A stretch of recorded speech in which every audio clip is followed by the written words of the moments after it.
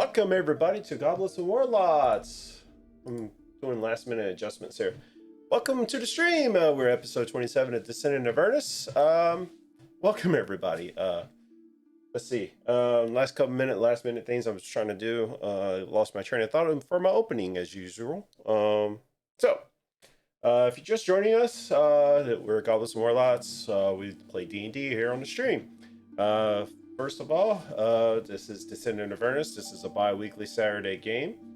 On the 24th would be our next game. Of course, that's Christmas Eve, so not everybody's going to be available for that. So we'll not be live streaming this game on the 24th because that's Christmas Eve. So on holiday break, we'll be back on the 7th of January for this campaign. So this is episode 27. I'm still waiting. As you can see, that the person who plays Dominoes is not here yet. He said it's going to be late. If he doesn't show up at all, he might not show up at all. Graylia's just not on cam yet, but I'm waiting for her dice roll so we can figure out who is doing recap. As of right now, it looks like Orvan is going to be doing the recap because he rolled the lowest. Also, if you're just first time followers, you can follow for the first, or if you follow, you can give a D4 out to anybody you like. Subscribing gives an advantage out to anybody you like, or to DM. Gifting a sub makes a creative. Thank you, TCAT, for 100 biddies. Welcome TCAT in. I don't think I have any mods. Actually, Nate, if you're in chat, can you give me a shout out to TCAT, please? I don't know if he's in chat, but yeah, he's in there. All right. Nate, if you're around, can you give a shout out for TCAT, please? All right. You messed me up there for a second. Anyway. There is Greenlia. All right. Can I also get a shout out for Dance School, please? Dance School is one. She plays Greenlia here on the channel, and she can go check her out. She plays. Well, you can talk about your own self there, Jenny. Oh, I do mainly really weird single player games. Anything that's weird, bizarre, puzzle solving, or hard for no reason. Those are the kind of games I like. Nice. If you start gifting 5, 10, 15, or whatever, so forth subs, you can see all the rewards down in the panels on the channel. You can start rolling off dice tables or magic items off the random dice. Oh, Jesus Christ. Dice tables for, D&D. There's also reviewer rewards at the bottom. Right now, I don't think we have any for this campaign for anybody to do anything crazy, so we're still working on that for this campaign. But you can give D4s, natural 20s, and all that good stuff. Natural 20s are not critical hits. They're just guaranteed hits. So most of the players just use them for saves.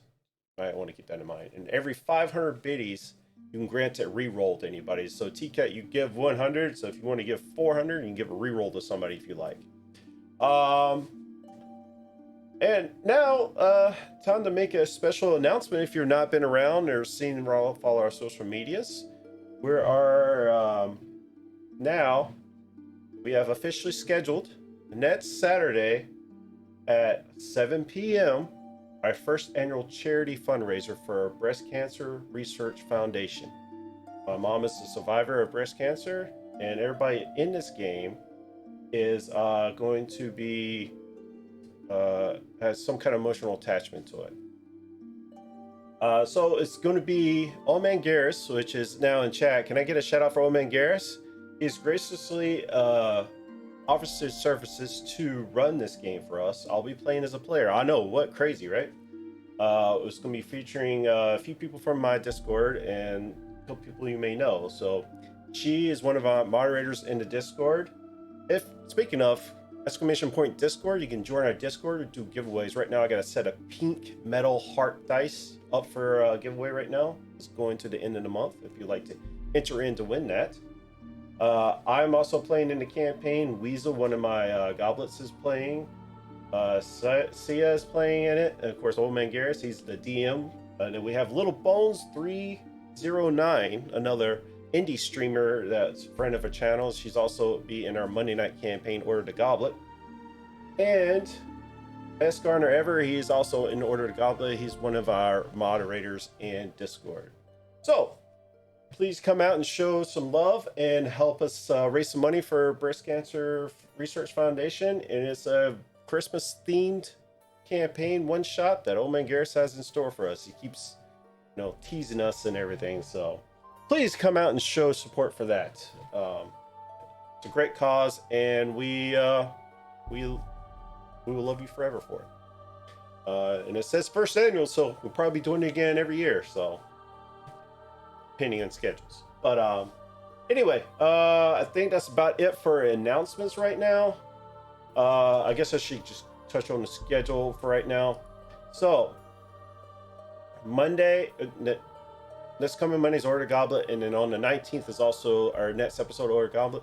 We're taking the 26th off because that's the day after Christmas, so no locals, and then we'll be back to regular schedule in January. And then at the end of January, I'm taking a week of leave. I will not be in town, so any streams, whatever happening in the last week of January, are not happening. We're taking a break. So, with that being said, I think that's everything. Does Dance School have any events or anything she wants to shout out? No? Alrighty.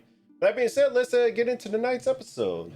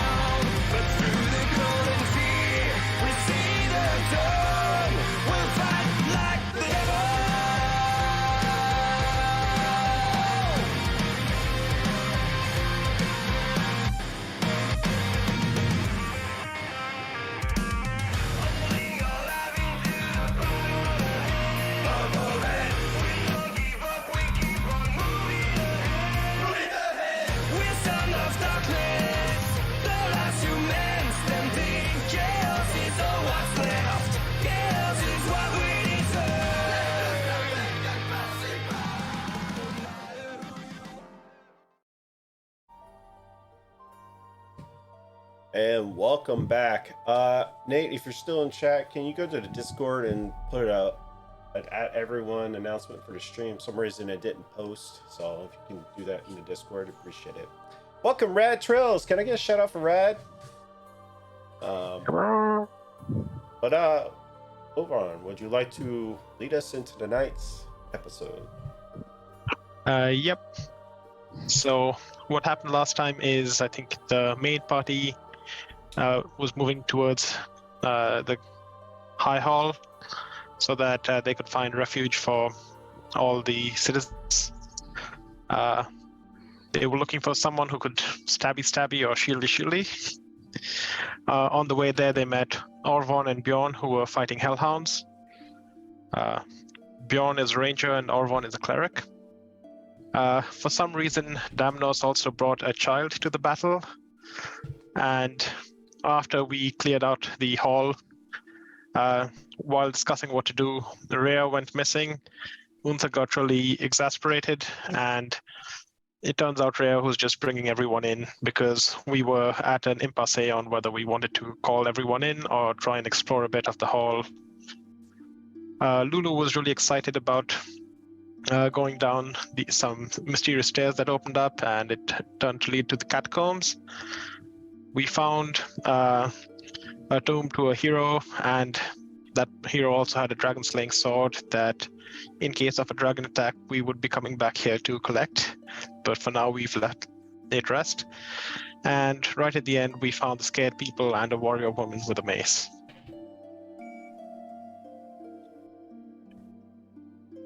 That should be it. Alrighty. Well, you also found a tomb with 100 survivors. Yep, that's a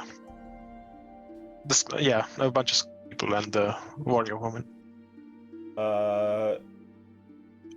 She's not a warrior woman. She's more dressed in like a cloak, and she's holding this tomb that has leather bounds around it, and it's a leather.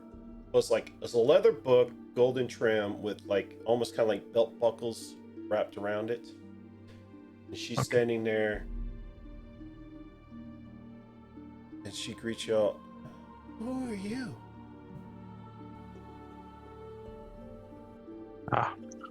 I just met these people, but I'll let maybe Lexia or Grenlia introduce the party.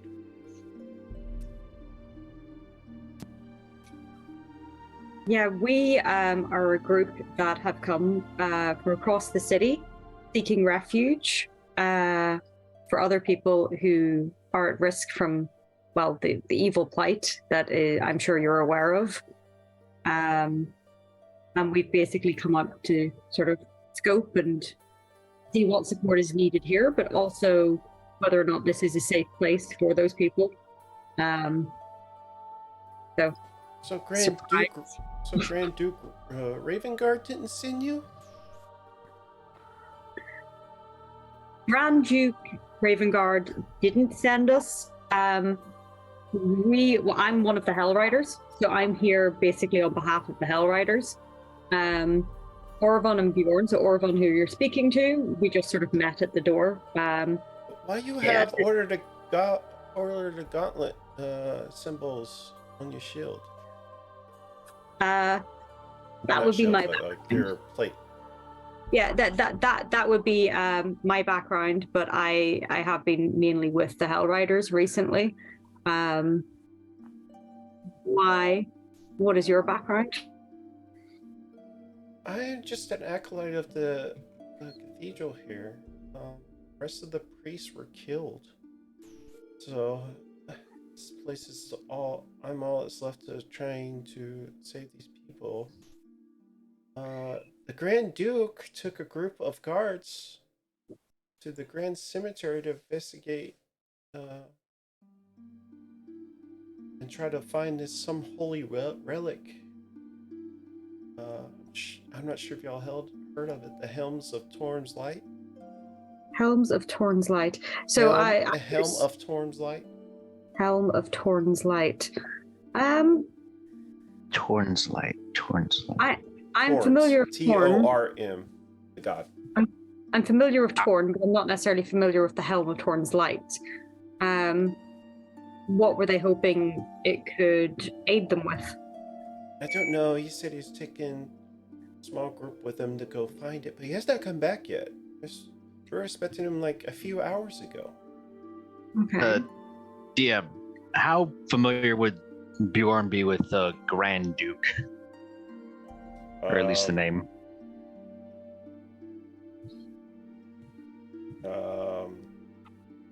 You're not from Baldur's Gate, are you? No, probably not. No, so you would not know. If Dominos was here, he would know, and he would speak up. He used to be. Dominos used to be the bodyguard for Grand Duke Ravengard.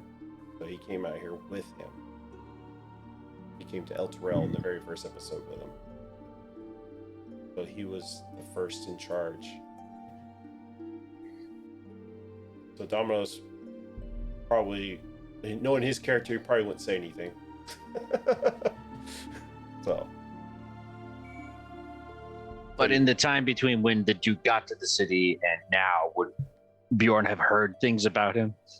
Let's give me a history check. Let's go off that. All right, let's see if Bjorn's been paying attention. 19.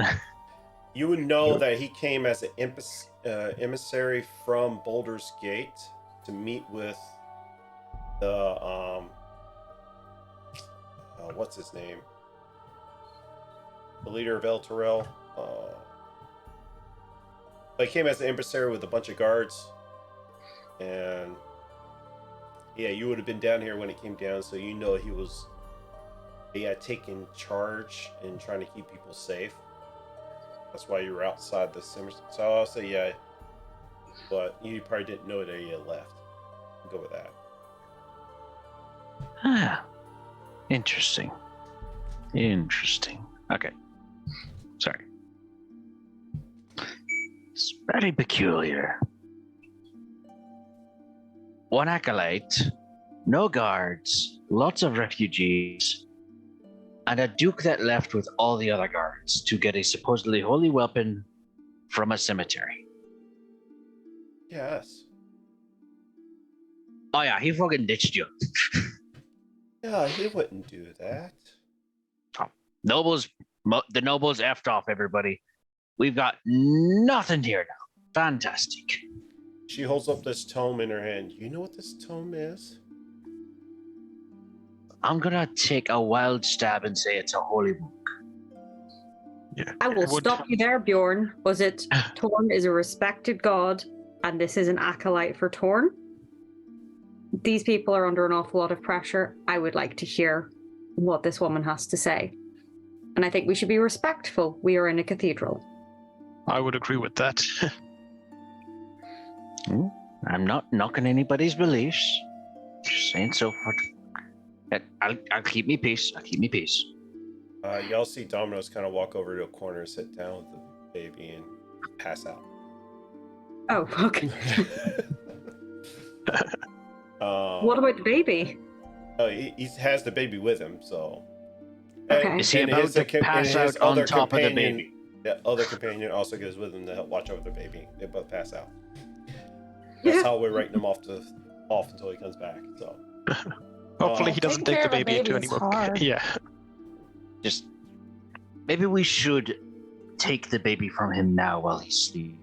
Find it a babysitter. But she holds up, as she's still holding this book, she opens it up to the last few pages. There's a bunch of names written on it. It's all written in the same handwriting. And you see Unthar's Raven Guard's actual name in there. He pledged to protect El Terrell. This is his oath that he has taken. This is a record of anybody who takes this oath to protect El Terrell. So he would not abandon us.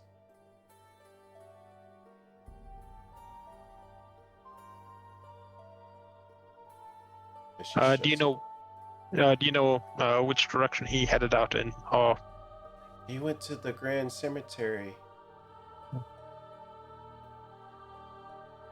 How long ago was that? Oh, it was earlier this morning. Well, the concept of time has escaped everybody here, so it was a while ago. Don't know. He said it would be a few hours, and it's been like a long time. We expected him a few hours ago. How far away is the cemetery? Grilling would know is like just north of her place. So It's a bit of a ways across town. It's a bit of a journey to get there. would we want to go after him?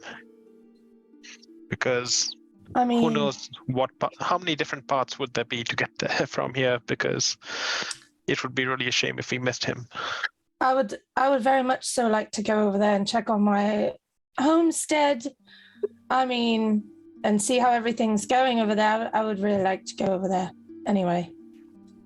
I I will. mean, there's more than a few alleys between here and there we could probably take. There's a big problem though. Isn't there like a huge freaking rift, like a break in the middle of the city? Yeah, you already crossed it, so. Oh, we did. Okay. Yeah, you crossed the bridge and everything. You're already on the side of it, so. Okay, great. We did come here initially, though, to seek refuge for those As civilians. you're talking, I think it's safe to say you found a place for your refugees. Yeah. So not as many guards as you were hoping. Except for your Let's- Hellrider friend. You've got your Hellrider friends. And we can leave Damnos here. He can look after them. Well, we need to sort of send word back to them, though, that it's safe. There, you did. They're They're all here. upstairs. They came behind us, yeah. They were behind us. Yeah, they're all Okay. here yeah. upstairs. Yeah. I think Rhea got fed up of us debating and just brought them. yeah, that's what I couldn't remember her name. Thanks. So as you're talking, Rhea starts leading everybody else in here. Okay. Where's Unthar? Because I think we need to have a discussion about the Unthar, boundaries. Unthar is already he's already helping some of the weaks, the hurt people in the crowd. He's already kind of walked off. Okay, because I was just thinking it would be useful to discuss sort of boundaries and how we're going to secure this location should we decide to go after the Grand Duke. Close the only entrance down here, like it was before. Probably barricade, maybe leave a trapper. 9. I'd say maybe have a couple traps and have a watcher at all times. Grinlia, If you're hoping for perfect security, you found the wrong city. Grinlia, as y'all standing there talking, a familiar person comes running up and grabs you in a whole hug. Grinlia, my dear! As your mother comes up and runs and hugs you. Mama! I hug her. I swing her around like she's a little kid. And I immediately put her down and hold her face. I'm like, are you okay? Yes, but where's the family? And as your two brothers come up from behind. They're here. Where's Papa? We don't know where Papa is. What do you mean? We got split up. And then she immediately recognizes Letzi to the left. She and another person saved us when we all scattered. Oh, how many Where's people Grandpa? scattered? Well, how many people scattered with Papa? It was so frantic, I don't know. Listen, we're going to keep you safe. We're going to keep you safe. We're going to make sure nothing else happens to you. You're going to be totally protected, okay? I'm going to protect you. Don't you worry. Everything's going to be fine. Where's your granddad? I'm sure he's somewhere with Papa. I wouldn't worry about it. We'll find him. Deception check. Come on. Oh! Oh no. Was that bad? Natural 1. For a total of... That is a total of 1. A total of 1? Yeah. Well, she rolled a natural 3. I was trying to see if you beat it, but Oh god. she starts giving you like it's your Nice job mother. for you. Yeah. I It's can't your lie to mother. her. She knows when you know all your life you can never lie to her. She right through your fake expressions. She's Grinlia, I know you know something. Why you try to lie to me? You know it never works. I'll just look down. I'm sorry, Mama. And I'll just hug her. She starts crying because she knows something is wrong, and she asks you again. Where is Father? I'm so sorry, Mama. He's gone. Man, he's gone. Where's he at? He's passed on, I'm afraid. How? I did everything I could to avenge him, but don't worry. Don't worry, you're gonna be safe. Nothing will happen to you. You be safe too. My family's already endured so much. Don't worry. We're all here, and I'm gonna pull my brothers in, and I'm just gonna do like a big family hug. And I'm just gonna put my arms around all of them.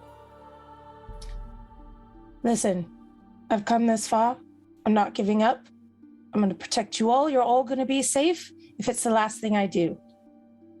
I'm gonna find Papa.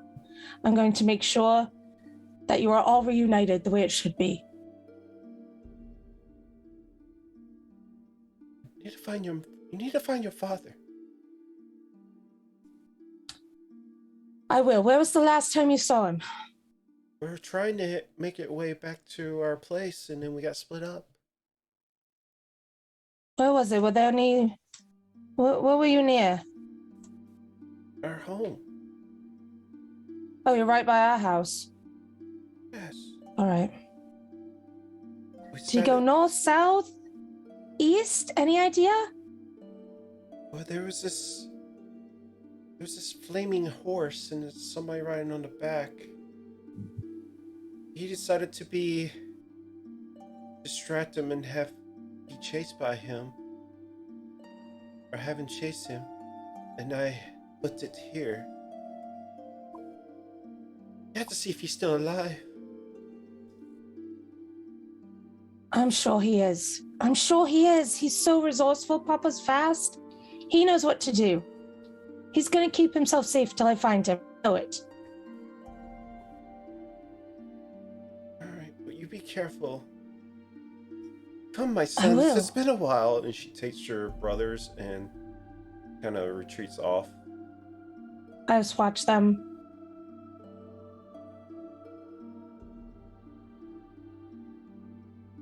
And Smile. and she turns around. What's that animal with you? Oh, you haven't met Shadow. This is Shadow. And I'll have him come over and lay on his back so she can rub his belly. He really likes belly rubs. By the way, Shadow is still matted with blood.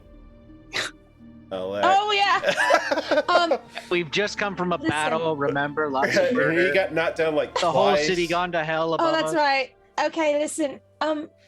That's Shadow. Why does he look like that? He's my loyal companion. And we we had to go through some things to get here. Also, So once we're cleaned up, I'll give you a proper introduction. Yeah, clean yourself up too. You don't look as good either. I know. you can. How old does this woman look? She is a furball, just like Grinlia. Older. Yeah, but how old? Can you tell old of a completely different race? Yeah, probably, because Bjorn's been around a lot of different races. I mean, it's hard to tell that type of race anyway. But she's definitely... You can see some gray hairs in her hair. Grinlia, how old is your mother? I don't remember. She is she'll be, I don't know, how long do furballs live? She's like, Is she approaching the age of senility? No. She's pretty Because spry. has she forgotten that hell is going above her, right? She's spry, but she's definitely older than me. Like if you look at us side by side, you can tell that she's much older than I am. Yeah, But she doesn't look like an elderly citizen, or like she looks like she's just older than me. And Simon in chat is asking if Dominus is here today. He's going to be late, he said, but he also may not be here, so we're waiting to see. So as she takes your brothers, she offers to clean up Shadow for you if he's okay with that. I asked Shadow if he would mind. Shadow, do you mind? She's my mother. She'll take good care of you. Oh! And kind of walks off with her. What is everybody else doing? I'll probably be. Or, go ahead. I was going to say, I'm probably going to discuss security, because if we do decide to go after the Duke, I want to ensure that civilians are secure. I appreciate that this is a fairly secure tunnel, but, never hurts to be prepared and to consider the perimeter. So I would probably be going and discussing that briefly while Shadow is off being cleaned. Who are you discussing that with? I was going to discuss it with Unther and the other Hell Riders. See who's here, who's injured, who can do what, basically. Because if we're leaving, I want to feel confident in who I'm leaving behind. Well, I want to know that they've got the stabby, shieldy, and that they're prepped with that in mind. Even if it means Your people's names are Hell Riders. Yeah. Well, we're I think Hell there's Riders. an earned thing to it. Well, we have yeah, they should be prepared. People. We have a few injured people, though, and if needs be, before we leave, I know that Bjorn took the shield, I think, from one of the dead bodies at the start when we entered the building. So there's at least another 3 shields and 4 spears left on those bodies, which, depending on what we have down here, we can take and repurpose. So just thinking. So I'll go do some body coaching then. I'll bring that down here. Let's see. I should also let you know, now you're taking the time, you're not fighting for your lives and stuff. You also see a pin of the Hell Riders on Grelia's shirt or armor. Oh, I see that. I'm assuming she sees it. Grelia, does she see it, or you're trying to hide it, or what? No, it's not hidden.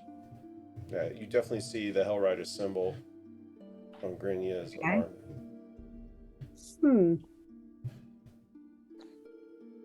He's very curious why this hasn't come up in conversation. I also go to Bjorn and tell him maybe we should lay out some traps on the false pathway so that people don't just follow where the traps are, and we'll effectively tell them how to get to the encampment. Yeah, that's a good idea. Okay, let me see what I've got here. Okay, I've got bear traps, some spare arrows I don't need, concertina wire. Okay, yeah, I can rig something up. I'll take care of that after I get all the dead weapons. I'll go with you and collect the weapons. The woman in a cloak, she also tells you her name is Fira Jinx. How do you spell that? Fear Jinx? Pherria.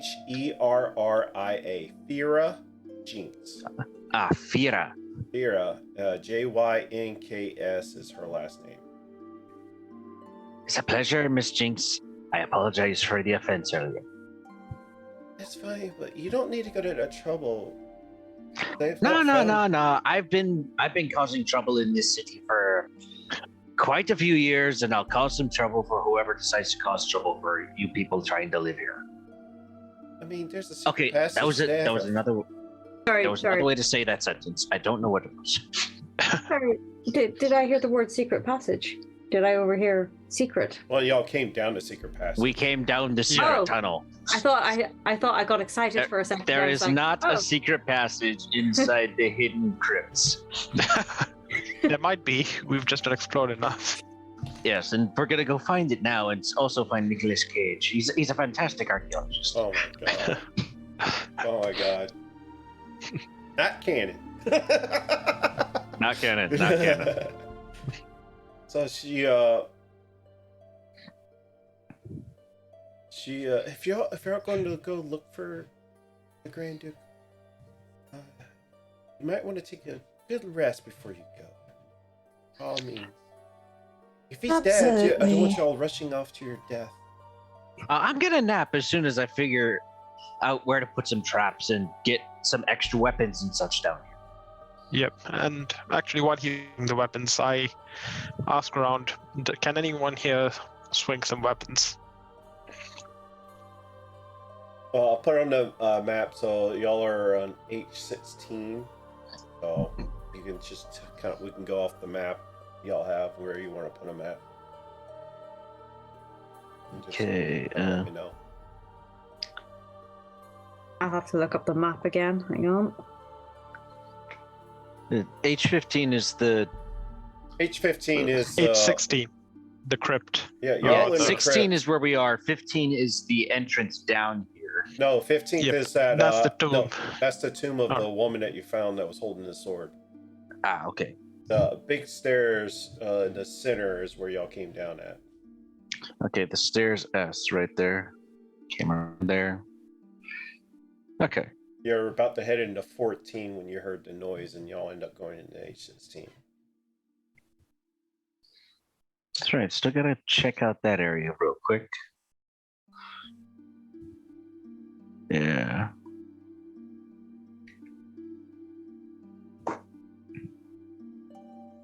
Easy. It's okay. It's okay, Kinsey. It's all right. Just a storm. Okay, so we may want to set traps at 16's south entrance at least.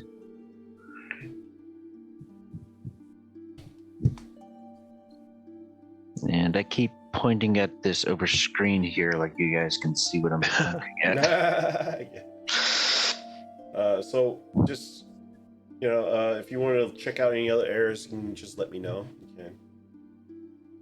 Oh, well, I'm currently trying to find the map again. So It's in the shadows of Rajok on Discord. Yeah. Yeah, it's on the I think Discord. it's pinned, right? I have that many Discord things that I'm just slowly going through the nightmare that is I really need to put folders and stuff in here. So Oh yeah.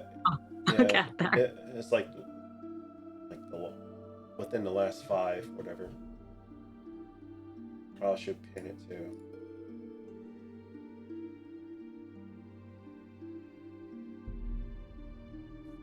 Let's see here.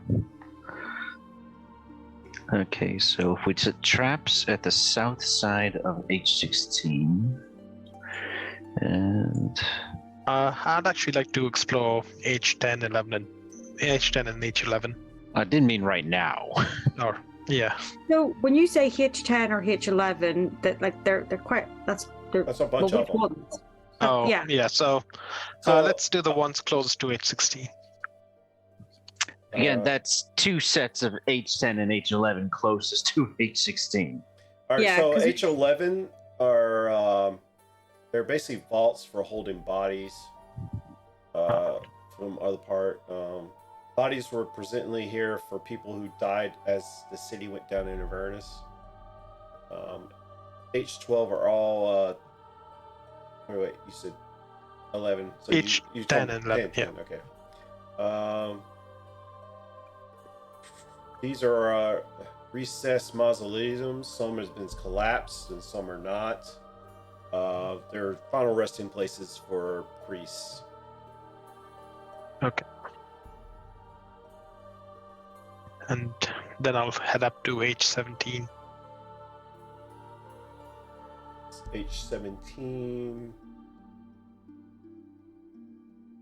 Oh, the H17 is as you start heading down a tunnel, she says, "That used to be a secret passageway out. But since now we're been dragged down. If you go all the way to end, you'd see nothing but Avernus." Okay, then. Secret want- passage to hell under cathedral. Do you want us to blockade that area, or do you want to leave it open as a retreat? I mean, I retreat into hell. That's a fantastic idea. there's I can doors see what there, kind of- so we already barricaded it. Okay. Hello, little bones. Welcome in.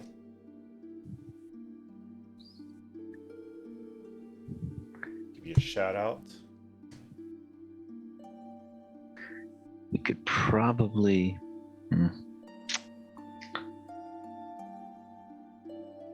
Probably want to check H13 just in case there's nothing there. Kenzie. Would it not be worth actually asking the acolyte of the cathedral that we're in, possibly, what might be worth exploring or would have defensive or strategic use? Rather than just like wandering down a secret passageway to, just examine and explore the wonderful viewing point of Avernus. Are you asking her what's in these locations? I think I would probably be curious as to, we are aware that there is a sword that can slay a dragon, and we're not planning on desecrating a grave, but we are conscious that we're quite literally sinking into hell. So is there anything here that... Is there anything not too sacred? Well, it's not even if it's sacred, anything that could potentially be useful for defensive purposes to ensure the lives of the people here, more generally. Well, she tells you what H10s or H11s are, and she also tells you in H12 is that's the temple of the highest. So it's a large temple. It has for use for private ceremonies. There's also 12 sarcophaguses that hold priests that have long passed. And she'll say there's a legend in one of them that holds a couple magical items. It's a legend. Okay. Would you be opposed to us? No, Exceeding don't even ask her. bodies? Don't even ask her. Don't ask No. the acolytes of a church No. anything. Yep. Can we take your things? Never ask them that. No, I respect the religion. I respect other deities enough to not. There's disturb that respecting guy. other deities, then there's we're on our way to hell. Guess what? There's no more Yes. niceties. So I know that within Hellriders, Thorn is an important god to us. So this being basically a cathedral dedicated to Thorn, maybe I might have Torn. some more more sway with her in having a discussion about whether or not items could be temporarily repurposed. I would definitely ask before taking them, because we might get attacked by other Hellriders or other members of the city, and it could lead to a lot of disagreements if we take them without express permission. If there are people willing to attack other mortals while everybody's on their way to hell, they're already damned to begin with. I don't think you've met some of the most righteous people. I've met some of the most righteous, and you're all a bunch of assholes. Are y'all saying this loudly or? I think this is a slightly. I mean, I'm not saying that Bjorn. I'd say it's a can't be heard. but I much feel like- further away conversation. I feel like Bjorn probably is being loud Bit enough loud, that the eyes are looking in our direction, but not necessarily as to what is being said. Maybe. Roll me a. Oh no, which one of us? Because Bjorn's the one being loud. Yeah. Roll me a. Give me a second. Stealth? Yeah, I I don't would say stealth with disadvantage. Okay, that's a good thing that Bjorn is very good at stealth. It's a bad thing that he has a terrible inside voice. Okay, that's really not going to be good. Oh no. Ah, That's a 10, ladies and gentlemen.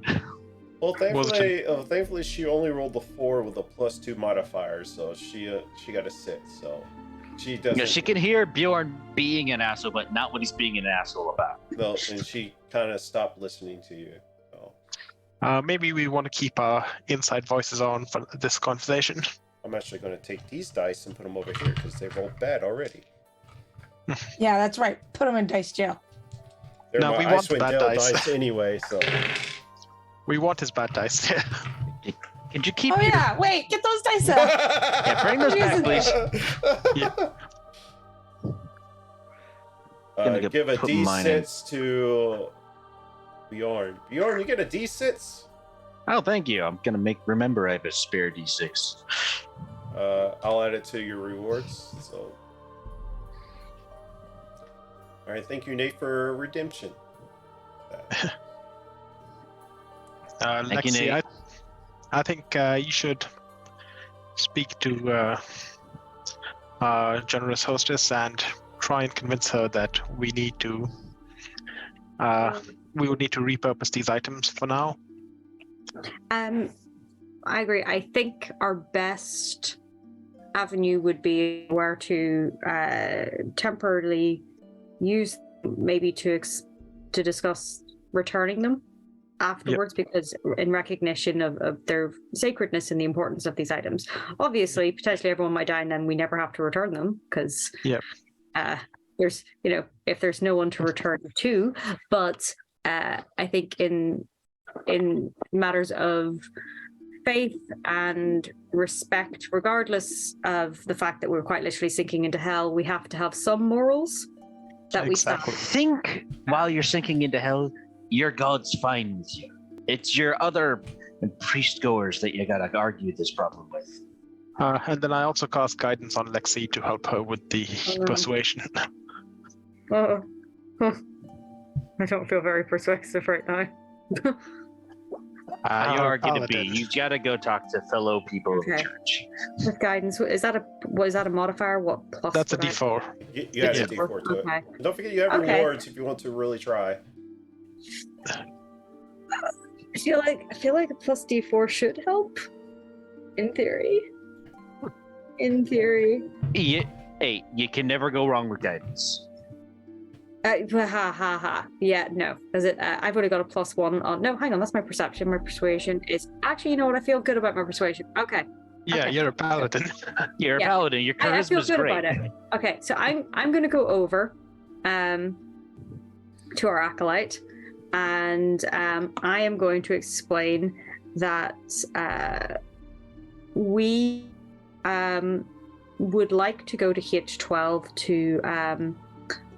to the Temple of Ahias, is it? Yeah, just say the temple because H12 is Yeah, technically we'll go not to the canon. temple. Yeah, so we'd like to go to the temple and explore respectfully the sarcophaguses to see if the legend potentially is true. We believe that if that is the case, this could be a sign, possibly from Torn, or basically a sign that these are present to help support us in this very trying time. We would obviously seek to return these items, should they exist, after the fact, and respectfully place them back where they came from. It would only be, hopefully, a temporary acquisition of these, in the hopes of, one, finding the Duke and supporting bringing them back, but also in supporting looking after all the civilians here and making sure that as many of us make it out of here alive in the interim. But we wanted to have a discussion with you around this because we recognize that this is a holy place and we do not wish to desecrate it. Roll me a persuasion check with your D. If you're using your D4, Okay. you can roll with advantage for circumstances.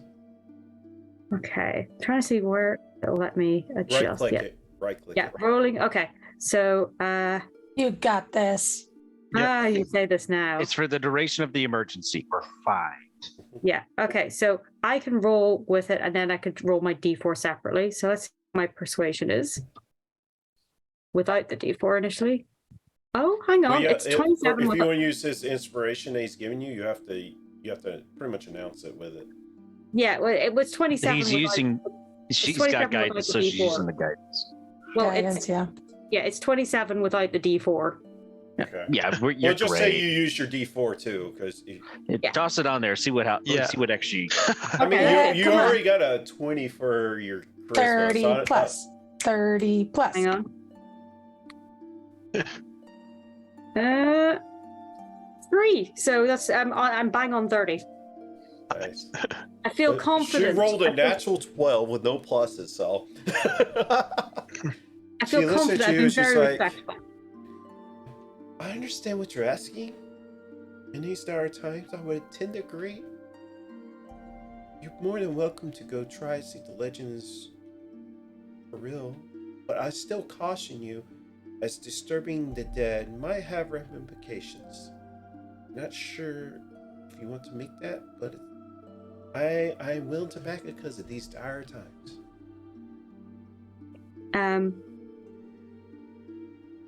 I respectfully appreciate you having this conversation with us, and that you have granted us permission. We're very mindful about the potential,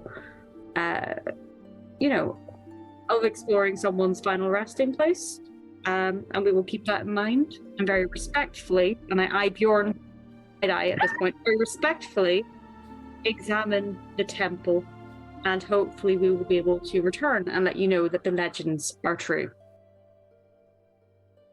Okay, it's up to you guys. We're not gonna protest. As this conversation is, where y'all putting y'all traps at? Let me double check here. Okay, we have the traps in the southern area So of skip 16. 816. Yeah, That skip 16, southern okay. entrance right there. Okay. And the And, northern entrance? Yeah, Nice. lay a couple of more obvious traps over there. I'm hoping you're telling the people here too. Oh yeah, Yeah. Bjorn is informing people. Okay, there's a terrible bear trap over here that's got a oil flask in it. That'll explode. Don't go anywhere near it. Down below, there's a.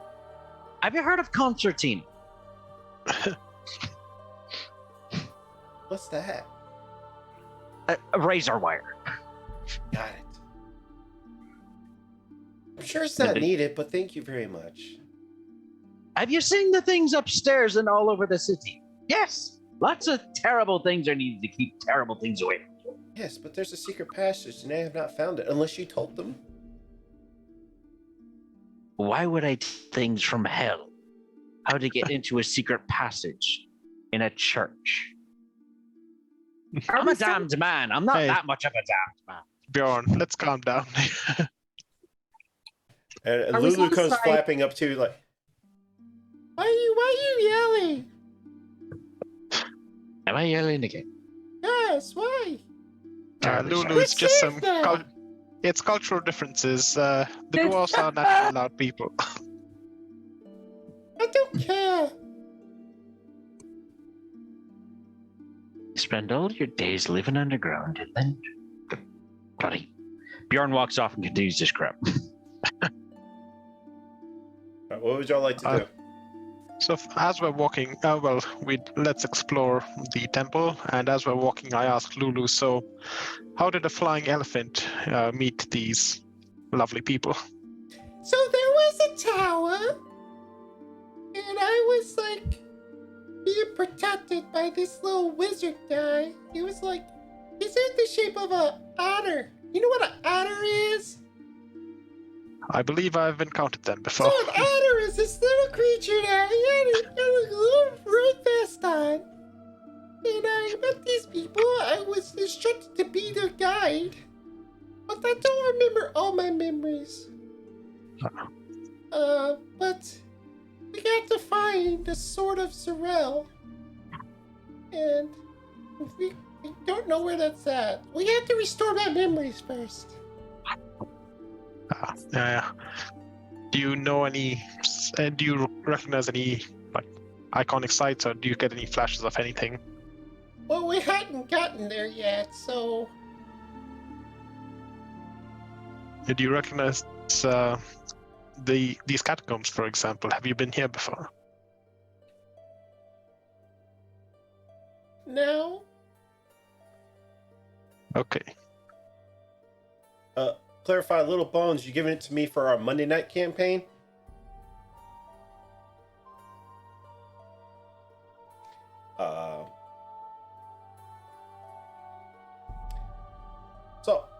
Yeah, she explains to you she's not from here. Her memories are already bunkered. If you ask either Grinley or probably Letzi, they might can explain that a little bit more to you. That her memories are pretty much shattered. Y'all all on the quest to try to restore her memories because you got to find the Sword of Zarel. Yeah. But she doesn't remember where that's at. All she knows.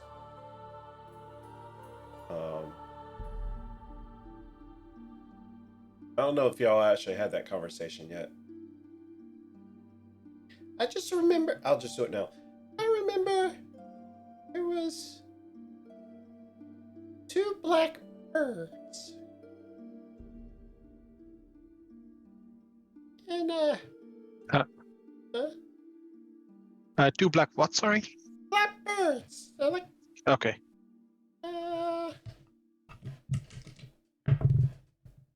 Oh, natural 20. Yeah, Oh. I remember now. There were 2 black birds. They're kinkus. They went for some hag.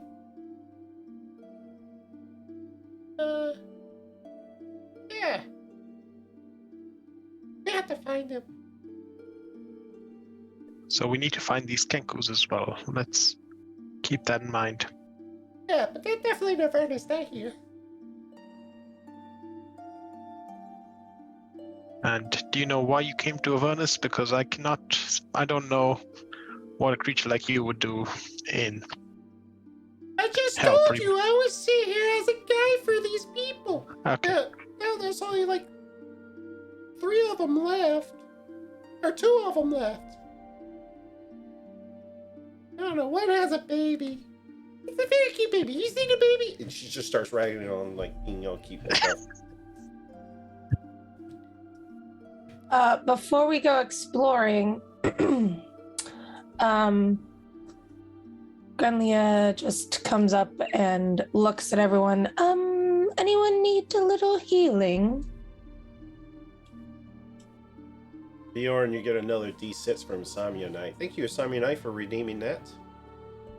I'm going to assume her D6 to me is for Monday, so I'm just going to write that for Monday's campaign. That was what she was talking about. I was clarifying. I mean, I'm not at my best, but I'm not in dire need. I'm happy to wait until we have a short rest.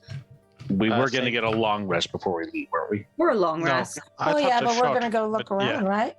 Yeah, let's first grab the The rest before we decide to desecrate the tomb. I think We'll no, I think cut the desecrate tombs. first. We'll desecrate the tomb first, and then we'll get our long rest. I think it's a short rest, not a long rest, but yeah. I've That's okay, been I- uncertain because we've just been saying rest. No, Okay. I think let's explore and see what we find. I and we agree. can figure it out. As we set off, I'm going to grab Bjorn and just be like, look with your eyes first. Don't just grab. I can examine things without picking them up. Yeah, just with your eyes. When we're involving the dead and potential booby traps and who knows what else behind this legend that we I don't have am information. perfectly capable of keeping my hands to myself. Sorry, did you say keeping your eyes to yourself or keeping your hands? Just for clarification. My hands. Your hands. Okay. Lulu, keep an eye on Bjorn. Yeah. Maria, keep an eye on Lulu. You wanted me to what? Make sure that Bjorn does not take anything before we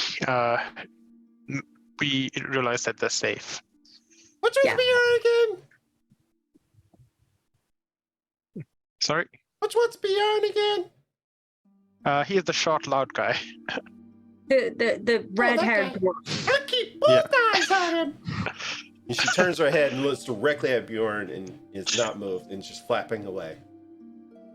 Lulu has a rather annoyed badger glaring back at her on Bjorn's shoulder. So it's a small staring contest now between the two smallest members of the party. Bjorn, on the other hand, does not looking at your acknowledge badger. Lulu. She's looking at you because she was instructed to. I know. It's just now the badger's watching Lulu. Lulu's watching the dwarf. The dwarf does not care. Should we also be watching the badger? I'm just checking. How in sync are you with this badger? This is Maria. She's named after the last woman that hated me, Okay. and she's perfectly fine with me. Mm-hmm. Pay no attention to the dog. Also, is Shadow with us, or is Shadow still getting cleaned up by Grelia's mother? I think that's probably going to be a long process. So he's probably not with us. Okay.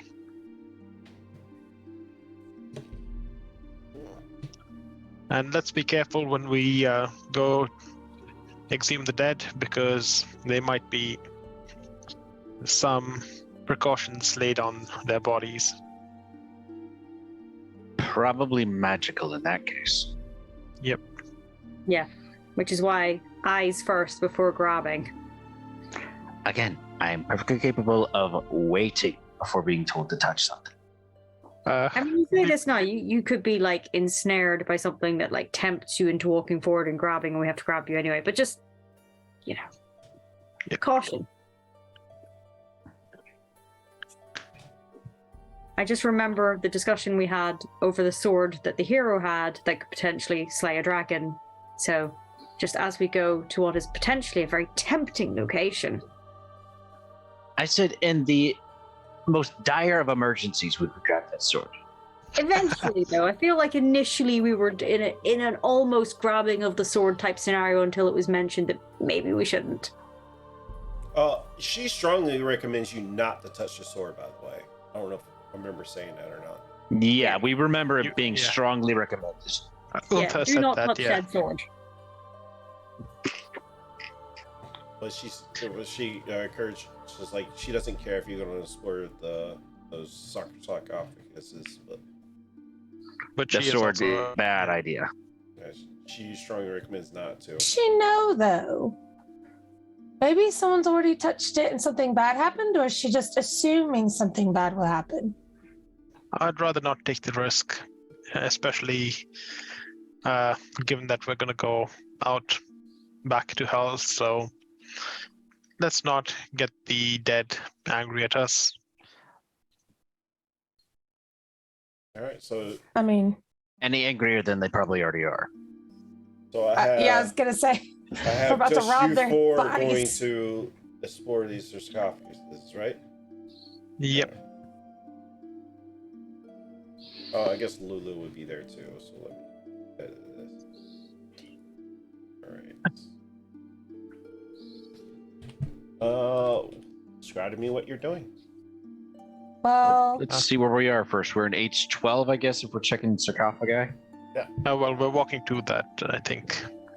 when we first get in there, I will. Are the squares 10? Okay, so 10, 20, 30, 40. If someone wants to check to see if the room's okay, I can go in. What's the range? If you're talking about detect magic, I think it's 30 or It is. It's Yeah. 30 feet. So I'd have to be in the middle of the room to get everything. But it's up for a minute, so I could like walk in. yeah. Does I that also have detect detect through magic. hard surfaces too? Yes, I think it does. It's. It can penetrate most barriers, but is blocked by 1 foot of stone, 1 inch of common metal, and a thin sheet of lead or 3 foot of wood or dirt. Okay. Yep. But yeah, maybe we cast it first to see for magical traps, and then once we open the sarcophagi, we can look at the bodies themselves. Alright, so you get in there and you're casting detect magic. Detect Before we- magic. Before we get into the room, maybe we should check for traps. Yeah. Yeah, right at the entrance. I can do the trap checking. Well, there's no doors, so it's just hallway. So you just Okay. give me an investigation check, whoever's doing it. Bjorn, I you will said you- aid whoever's doing the investigation. Somebody has to have better investigation than me, I just realized. Not me. I mean, I I can can- just look, but It's just a +1 on mine. Say, not the yeah. Okay, I I've can got do the that. +2. Okay. So, plus Great, 2 I've is got- really good. yeah, but I was hoping somebody else would have proficiency. All right, here we go. With advantage. Okay. That's actually pretty good. Let's see if it gets better. That does not get better. So that's a 17. 17. As you're looking through these hallways, as you're keeping an eye out for any kind of abnormalities to this hallway, hallways, you see as you get closer to the location you're headed, you see it's rather clean. They try to keep it nice and clean. Okay, You it's see it's no- regularly swept, regularly taken care, maintained. You see no traps whatsoever. We're clear. Okay, Grunley, I guess you can cast Detect Magic first. Make sure that there are no magical traps. Not in this case. It wouldn't be traps technically. It would be warded protections. I Fair said, enough. I just do a sweep across the floor with my staff, and as I do, like a wow, like barely visible, like green mist almost like flows out from it, and I look to see if there's anything glowing magical. Okay. I should also say, Bjorn, as you're checking traps, Lulu's just hovering over you, just looking right at you as you're doing all this. Bjorn continues to ignore the flying elephant. He thinks it's a hallucination, anyways. As you cast Detect Magic, besides what everybody's already wearing and carrying, the very last sarcophagus on the left side, you get a sense of two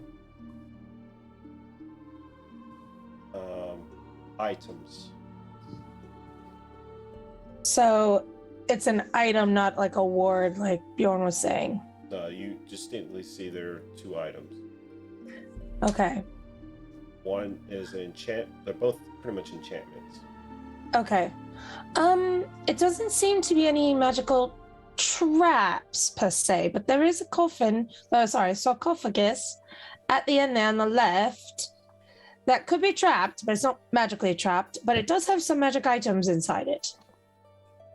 Let's explore that then. I don't think that'd be... Is there, as we're approaching this sarcophagus, is there any writing or information about who is within the sarcophagus? Nope. Are there any ornate designs on the sarcophagus that really stand out? All right. All you see is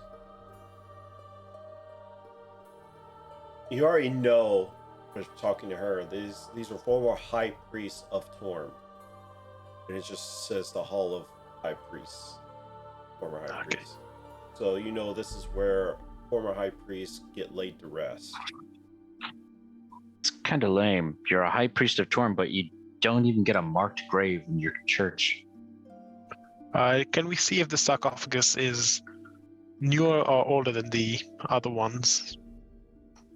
So it would this be the most recent high priest, or would it be the oldest high priest in here? You wouldn't be looking for how old the sarcophagus is. You wouldn't be looking for how old any disturbance to it is. Because Give me a perception check. Okay.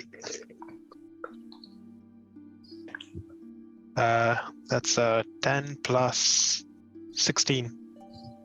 I mean, the sarcophagus are been held under here, so and they've been maintained really well. So trying to decipher which one's like older or not is kind of hard to tell. You can almost gather that all of them were made at once, and slowly but surely you probably can gather that when one dies, one goes in one. But nothing really seems afoot like this might be older or not. Okay, so then let's open the sarcophagus. Should we not check for traps before we open the sarcophagus? They don't trap the sarcophagus. I mean, if I had something of high value hidden in my grave, I'd probably booby trap it just for the fun of it, so I could laugh after death. As you tried What the hell kind of priests do you think live here? As you tried to open it, you see there's locks on every one of them. Locks? Yeah, they're all locked. Sarcophaguses are locked. All these sarcophaguses are locked. Sorry, are we keeping something in by locking it, or keeping us out? Good point. Let's be on the ready. Something might try to surprise us if we open the sarcophagus, but I guess having extra magic items would always be helpful, so let's take the risk. I have memories of a cathedral where they did that, and I genuinely did wonder. It was in the crypt, very similar to this situation. And it did cross my mind whether or not they were protecting us from the dead, or the dead from us. So, Probably protecting the dead from us. Is it? Either way, I'm gonna get my thieves' tools out and I'm gonna pop this thing open. All right. Well, give I was me gonna say, is it like key? Like you need keys, or they're just chained together? You would need some sort of keys. Or a set of thieves' tools, which you watch the dwarf get out of his pack and, use a bit too well. Like he's a little too good at this. All right. Well, roll me a dexterity check with your proficient modifier. I think on D&D Beyond you can just roll, or There's not really a roll for thieves' tools thing, unfortunately. But go ahead and roll whatever you want to roll. You want to roll your roll dice? And I'm just gonna roll my dex modifier. We can add 3 to that. I'll also say you do have 2 d6s if you want to add to it. And Yeah, we'll see how this goes. Well, you have to decide to use them if you want to, like before you roll. It's not I'll like give you that. guidance on this as well. Yeah, I'm pretty good. I'm gonna have a +8 with this, so You also get a d4. yes, I do. So with advantage. Are you you're proficient? Oh yeah, Bjorn is proficient with thieves' Yeah. tools.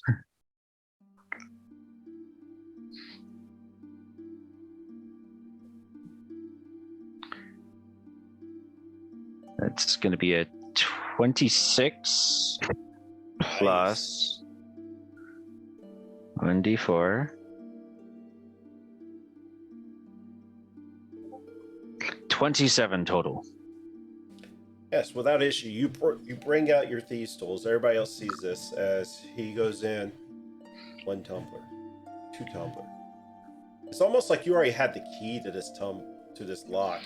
It's like I've practiced on this exact type of lock on a coffin before. It's very suspicious how quickly I'm able to start opening these sarcophagi. And it goes, and it pops open. And he's like, Just in case, I speak the bonus word and activate a shield. okay. You still have. It lasts for 10 minutes, right, Greenlia? Oh, You get. Detect magic is only a minute. Oh no.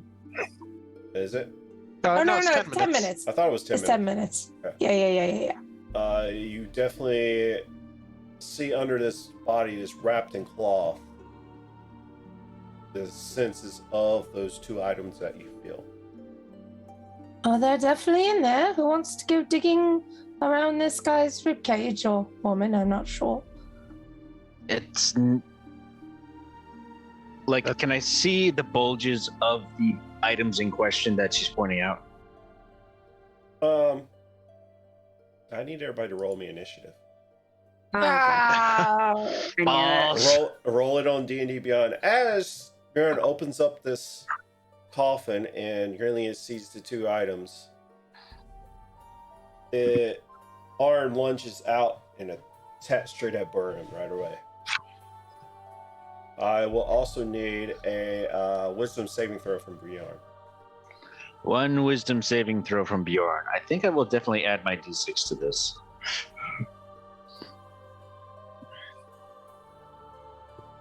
Oh yeah, I'm totally adding the d6 to that one. And does a 12 hit you? Does not. A 12 does not hit me. Okay.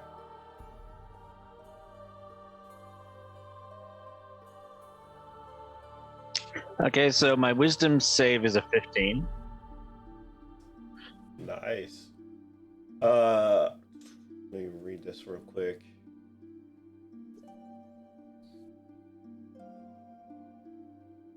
As Bjorn, as you open up this coffin, and Grillian is also focusing on these two items,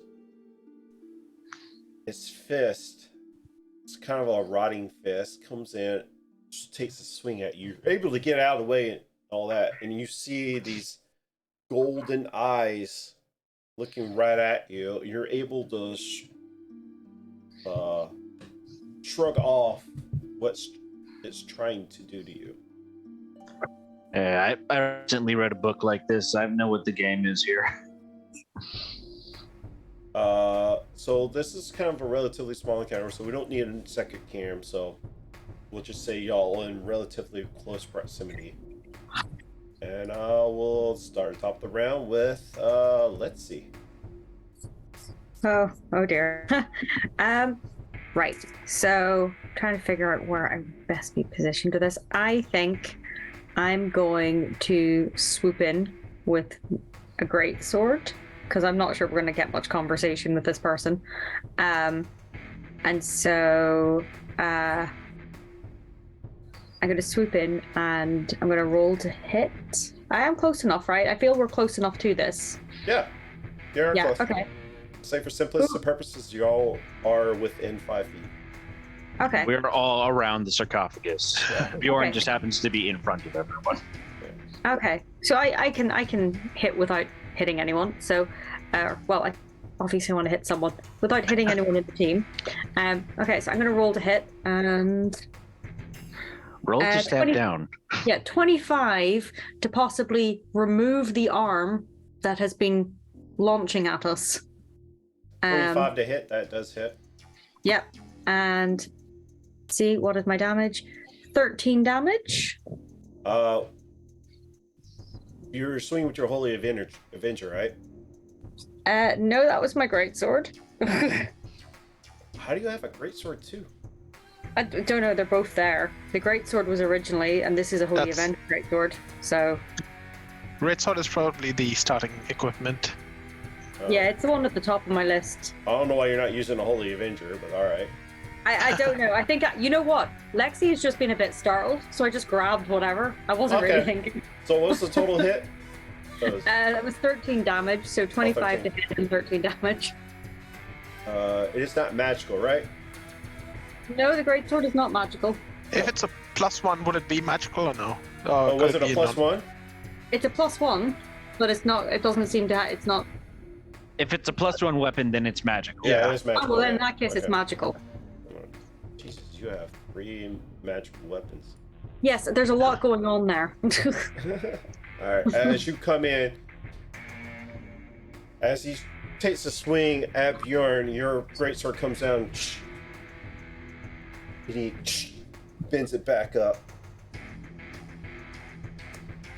Your second attack? You just bend it back up again. Yeah. Oh no. Okay, well, I see that and think, this sword isn't working. Okay, so I see that. This sword isn't working, so I swoop it back onto my back as if I'm like the Witcher, and I grab my other sword, which is not a silver sword, but is my Holy Avenger. And with that one, I'm going to attempt basically the same maneuver, and just for comparison's sake, to see what happens. So I'm rolling to hit, and that's not great. 11 just hits. Okay, thank God. Okay. And 14 damage? Does my arm come off? Does his arm come off? So, Or there? Holy Avenger, you also get a 2d10, right? Or is it 2d8 against fiends and undead? Yep, so hang on, let me do that one. But it's definitely undead, so. Yeah. So what's the first damage you just did? The first one is 14. Second damage is... Second damage... Oh, wow, that was awful. 4. Oh, 4. 4. Oh, that's terrible. That was so bad. As you come in, as it just popped back into place,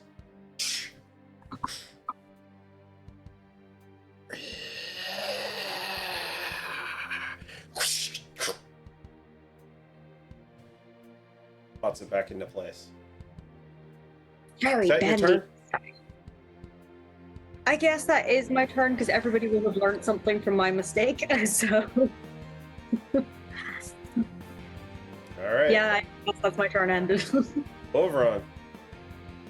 I'm gonna cast Guiding Bolt on it.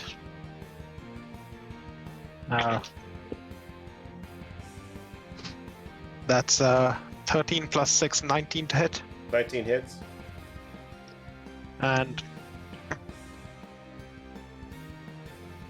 6 plus... so it takes 16 damage, and the next attack against it has What kind of advantage. damage? Radiant. 16. All right. Yep.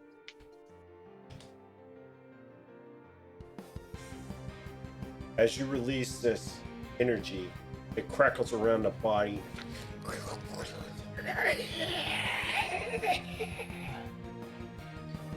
Is that your turn? Yep. Brainlia. Okay, so I'm gonna back up, so I'm 30 feet away from it. Let's take an opportunity attack against you. Oh, come on, I wasn't right there. I said with simplicity purposes, everybody was in All 5 right, feet. fine. Are you still backing up? Yes, I'm assuming 7 doesn't hit you because I'm rolling. it does terribly. not. Okay, You know what? so I'm back gonna roll up. this. Oh, uh-oh. Does 12 hit you? No. Dang it. All right. All right, I back up 30 feet away. Okay. I'm gonna cast. I'm gonna point my staff at him, and just for flavor, from the head of my staff, a green whip is going to come out. And I'm gonna try and hit him with a thorn whip, and it has advantage, right? Because he was bolted. Yeah. Okay, here we go. Let's go. Come on. Just whip. When in doubt, whip it Okay. out. Okay. Yes, I totally whipped it out. Okay, natural 19, so 29 to hit. Yeah, just is. Okay, so I do. All right. All right. So 8 damage. Now he is pulled 10 feet towards me. So what I'm hoping is I'll either pull his bony butt all the way out of the sarcophagus, or perhaps rip him in half and cause more damage. I don't know, but he's pulled 10 feet towards me in either case. As this magical whip wraps around, As I snap it back.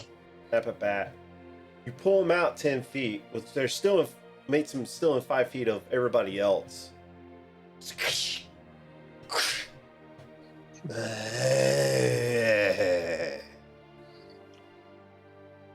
What was that about not desecrating the body? Listen, he deserves it. Once the body tries to attack you, I don't Yeah, think it counts as it's fair desecration. Bjorn, you're up. Uh, Unless Grinley has anything else she wants to do. Okay. About the only thing Bjorn can do right now is, as soon as it's trying to grab him, he's just like, ah! And just whips a dagger out and suddenly plunges it right into the thing's skull. For 27 to hit. No, that doesn't hit. Oh no. Just kidding. Yeah, it hits. Yeah, I kind of figured. And it's not going to be much, though. It's just going to, just a 6 piercing damage. It's not magical, right? No, it's just a straight up dagger. So it would be 3 points of piercing damage, but has exactly 3 health. So how would you like to do this? You didn't even get a turn. Well, exactly like he said. He screams, and suddenly a dagger pops into his left hand and just shoves it right into its eye. So as this mummy comes out and takes a swing at you, it misses. It tries to hit you with some kind of glare. You're able to shrug it off. At the same time, Letty comes in with like one sword, realizes, grabs her better sword and hits it too. At the same time as a whip drags it forward, and you're like, ah! And it right into the skull. And it just like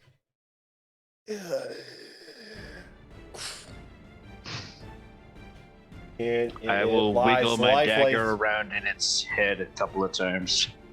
As some pieces of skull starts breaking off. Hey, I think that's enough, Bjorn.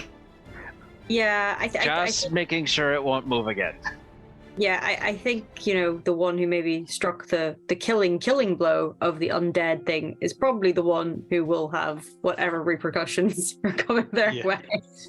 I've had one cursed life, I can have another. And now we check the body. Yep. Well, I mean, it might be worth giving it a gentle nudge just to make sure it's definitely. What do you think the wiggling of the dagger in its skull is for?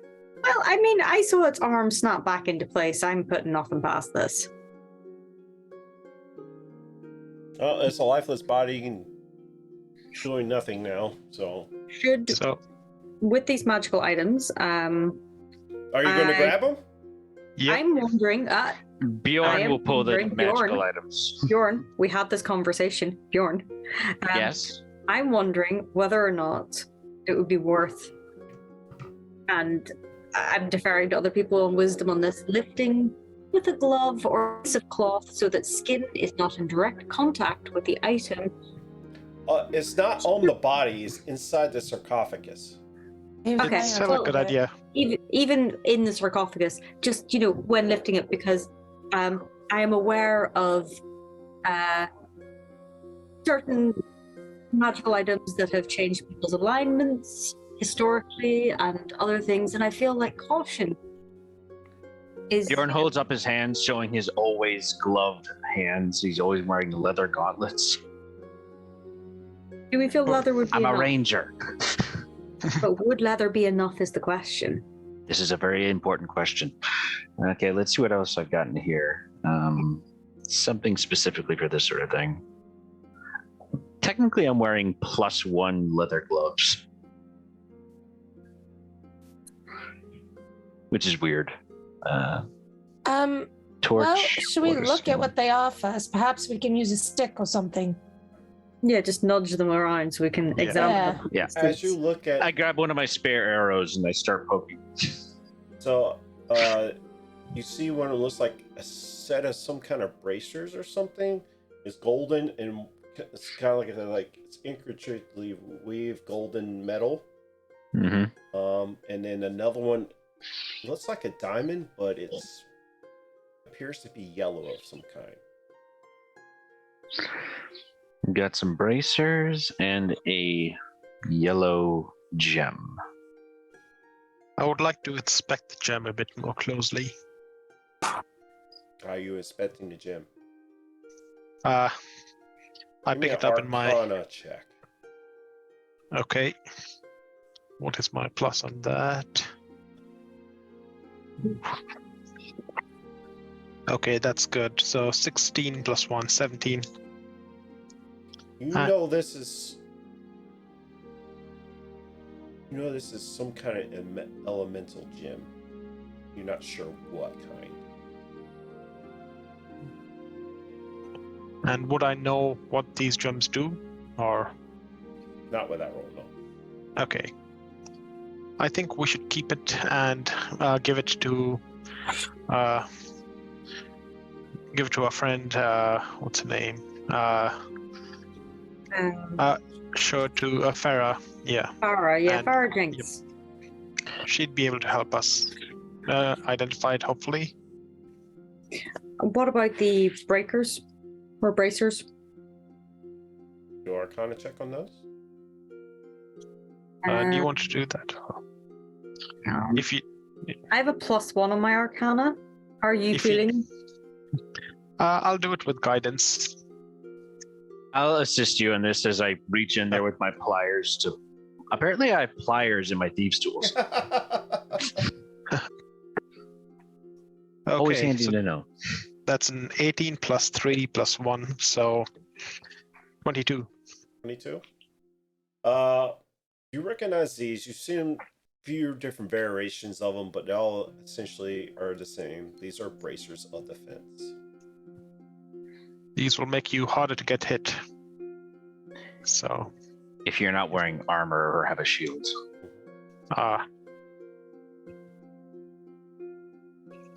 I can't really use these because I have my shield on me. But I guess Grundlia, maybe the other one would best be able to use them. I use a shield. Lulu would be like, Avernus could probably use those. Yeah, Damonos is. Yeah. Squishy. You know, I feel like that. I feel like a little squishy. we could hold on to the Damonos is awake enough to have a conversation. So it's a nice surprise Yeah. when he opens. No, you know, it'll be a better surprise if he wakes up wearing them. I don't want to poke a sleeping tiefling. What kind of coward are you? You should just let sleeping children lie, you know. So just Yeah. let the child rest because they're attached to Damonos. So Also ask Lexi if I could use her +1 greatsword because my weapons are not magical, and seeing against these creatures, it might be good if all of us had some sort of magical way to damage them. I don't mind you having one of my swords. So I will pull the +1 and let you have the sword for the time being because we're in. Thank you, Brim. I'll be sure to return it once this mess is over. I'm just going to sort of side-eye Yugen and be like, I don't know how to work that on D&D Beyond. Yeah, just but remove sure. it. He'll add a +1 greatsword. Mhm. And just keep in mind, he did call Letzi Bjorn just now. Oh. Eh.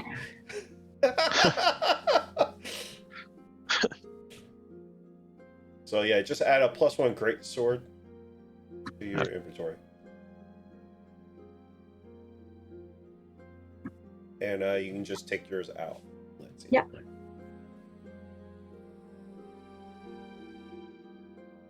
I feel slightly less cool looking though because I have my 2 swords on my back, like some sort of Teenage Mutant Ninja Turtle, and now I've just got the one. But you've also got the spear. yeah, but it just doesn't store as conveniently as the sword, you know. No, but you can use it as a better walking stick than you can the sword. That is a good point. That is a good point. And eventually we're all going to be limping around, bleeding from every part of our bodies. Okay, so we're heading back to Farron. Or Before are we we going do, to return the body? yes, to the I return the body and I cast mending on it. Mending work on bones? Or is it Ending just, would work on a corpse because Yeah. it counts as an object now. It counts as an object now, so it could work. It can repair a break in it, yeah. Okay. You mend the body back, mostly back to its where it was. And maybe we want to lock it back. Yes, I'm gonna lock the sarcophagi again. As you shut it, as you shut the sarcophagus back, it goes like it automatically locked. Oh, convenient. Self-locking. That's very handy. And let's get back and be sure to avoid any traps that you've set beyond. We can easily avoid the traps I've set because I can point out where I put them. All right. As you head back, what would you like to do? I would like to get a dog off my lap, but that's a different thing. Well, actually, we're at our halfway point pretty much, so let's go ahead and take a break, and we'll be back. Everybody, thanks for hanging out with us, and we'll be back after a 10-minute break. And welcome back. I did not realize the timer ran out. We're still waiting for people to come back on cam. But we're back. So, what would y'all like to do? I believe we were headed back to Farah to discuss this this potential elemental gem with the yellow hue and sort of Figure's eye, I think you call it. We have just sort of put the body back in and mended it and sort of fixed the sarcophagus and locked it. Is there anything we want to do? Any blessings or anything like that before we leave, or should we leave that to the acolyte? I believe Probably let her know that she should probably come in and say a blessing over one of her former bosses. Okay. Yeah, because I only know the rituals for Seluna, and I do not believe They would appreciate it. Yeah. I think we've already upset them enough. Let's say as a paladin, you do have ceremony. Oh, but I don't know if you have it prepared or not. I don't think I have it prepared. It didn't really occur. To be fair, during our last rest, I wasn't planning on grave robbing. That's true. So, All right.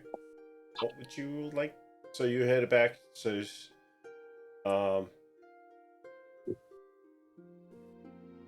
who went down the tunnel?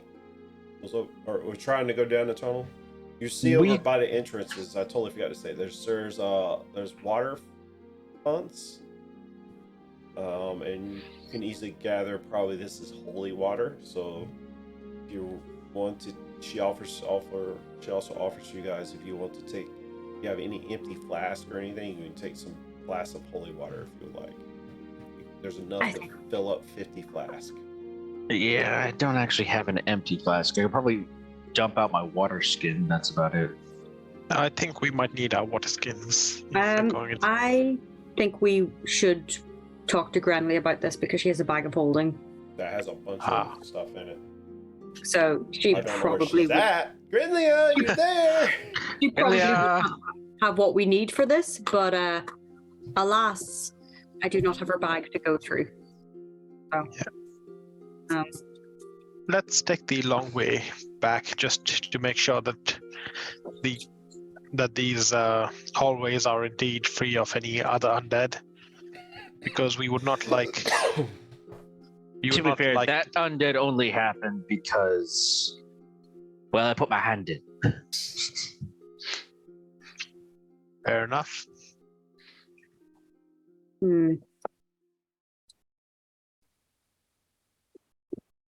So are we going back to the acolyte, or are we I'm going to dump all my water out of my water skin and fill up my water skin with holy water here.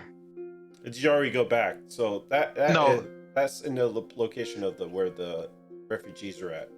Oh, okay.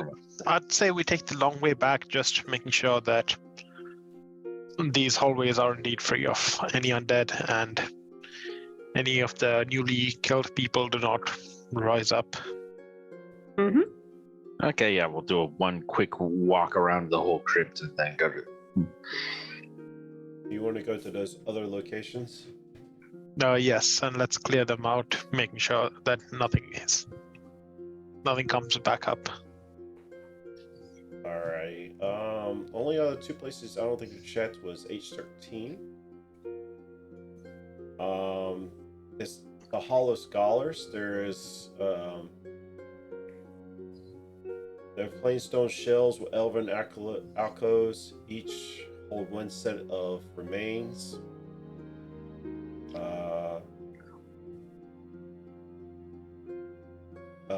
If you search the remains, you find 9 red amethysts worth 50 gold pieces each, and you find a potion of greater healing.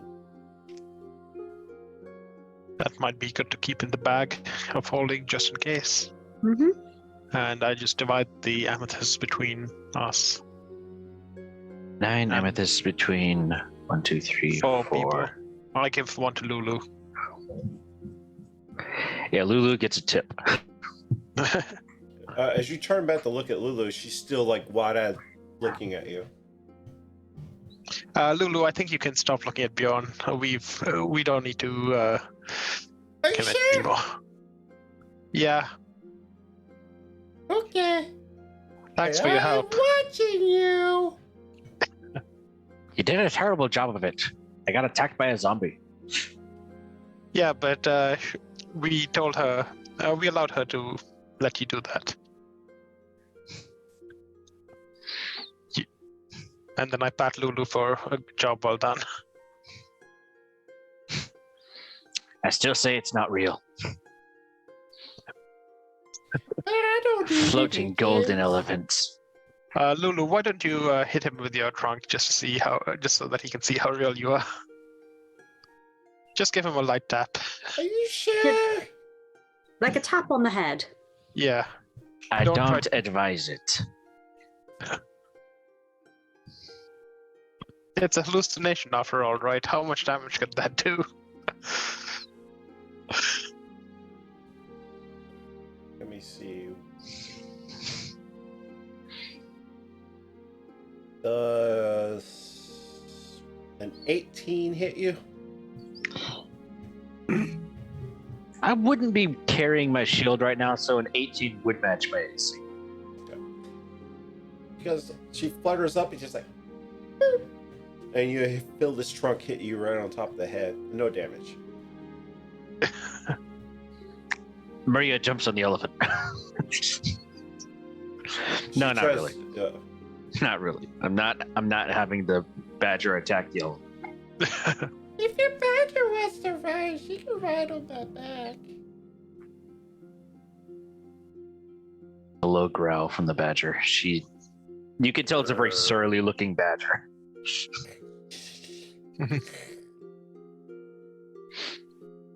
All right. Granny, they wanted to talk to you about your bag of holding.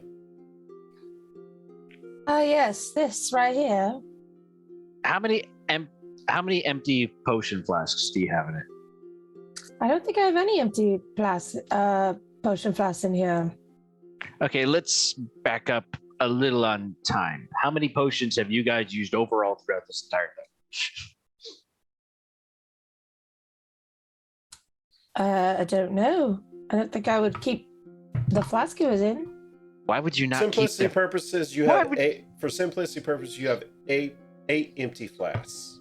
I have eight empty flasks in here. Who knew? Look at that. This bag's so big, you understand, like so much stuff in there. Yeah, I got like 8 of them. Excellent. Now we have 8 empty flasks. We will now also have 8 vials of holy water. Yeah, eventually, yes. Eventually. But yeah, that's why you keep the flasks of the potions you drank.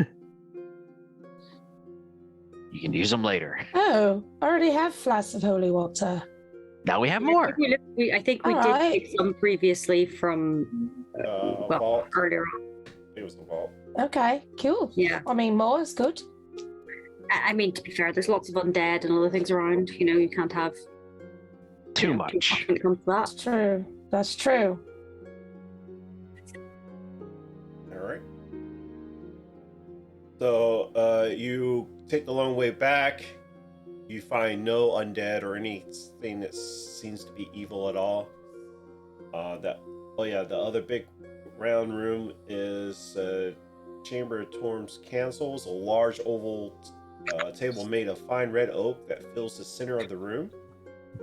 It's surrounded by 40 comfortable chairs. This chamber was used for meetings with individuals chosen to provide counsel to the high priest. So it's kind of like the King's Council from Game of Thrones. It's just a place where it's deemed people make bigger decisions. Just a fancy meeting room, basically. The not round table. And I'm assuming the detect magic has since faded, right? It lasts for 10 minutes, and y'all walking around. I don't know how fast y'all be going. I'll say it'd be at the very end of it. Yeah. Would Grandia be able to find any magic in here or no? I will say that's how she found the greater potion of healing in the previous room. Okay, yeah. Could you also add that to your bag of holding, Grandia? Oh, Potion of greater healing. Okay, you want me to keep it in the bag of holding and not? Yep. Okay. or I don't know. I mean, perhaps What would we you- should give it to someone. I have 2 regular potions. Does anyone not have any potions? I don't think Bjorn or I do. Why don't one of you take it then? Maybe Bjorn, you you, want it? Orvan, since you're. Rock, paper, scissors for it. Boulder, okay. parchment, shears. Boulders, paper, shears. Ready? Okay, One. boulders. Like, y'all are like doing this virtually, so it's kind of hard. Just do it in chat. You type up what you want to do in chat, and I'll give you a countdown. Yeah. Do it that way. Okay. 3, 2. Hang on. Let me know when you're ready. Yep. 3, 2, 1.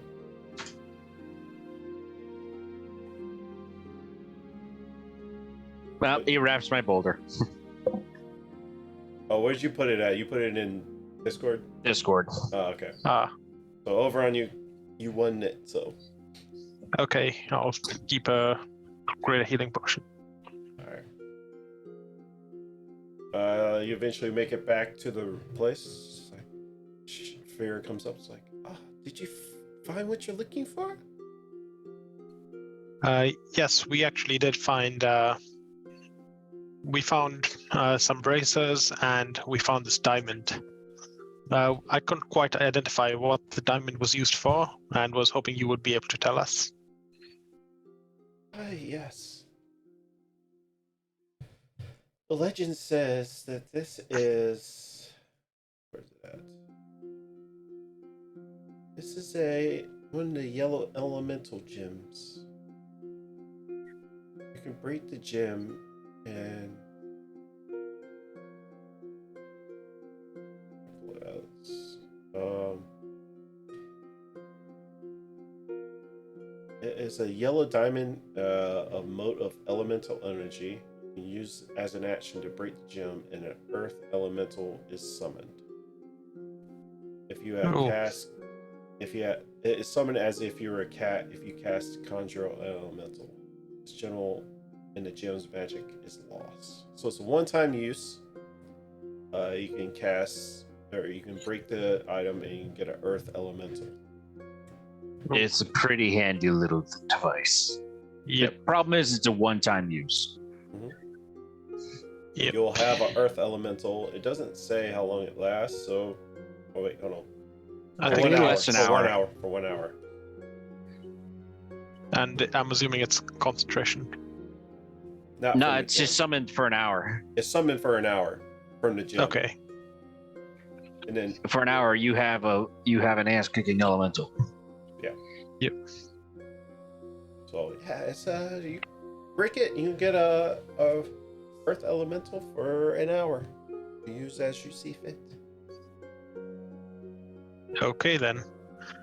I guess you can hold on to that, Bjorn. All right. I'll pocket that little doodad. So you can add it to your character sheet. It'd be yellow diamond elemental gem. It's 2 campaigns I've got one of these in. Actually, the other one's a fire elemental gem. So that's kind of cool. No, it's not yours, Nate.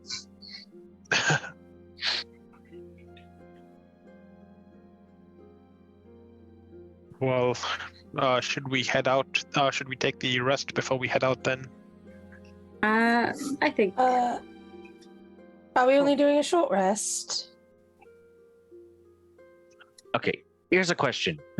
How long can we spare? Because we've got all of your people now down in this safe area. So we can afford a long rest if we have to.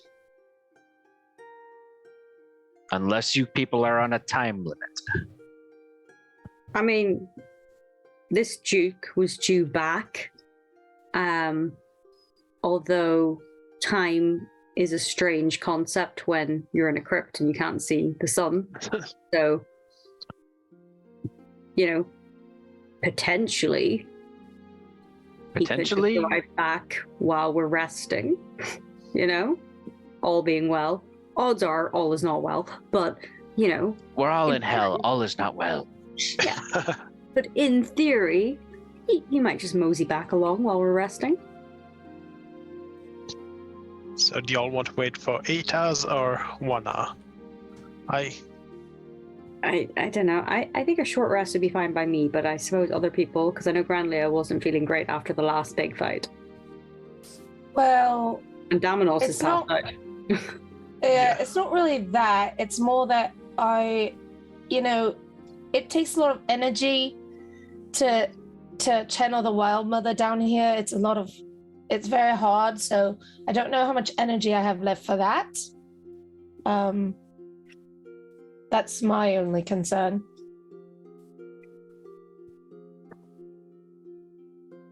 But the magic people need their rest. Then... I'll ask. What do you call it? Ask Farah. How worried are you that the Duke is not back yet? Well, I've been really worried, but like I said, if y'all need to take a rest, you'd be more willing to. I don't want y'all to rush and risk your lives for somebody that might be already dead. That is a fair point. That's fair. Yeah, that is a fair point.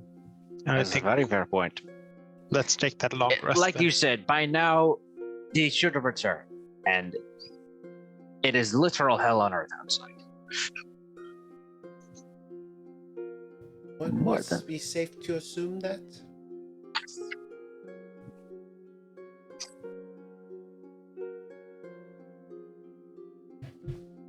So yeah, I guess we're gonna take the long rest.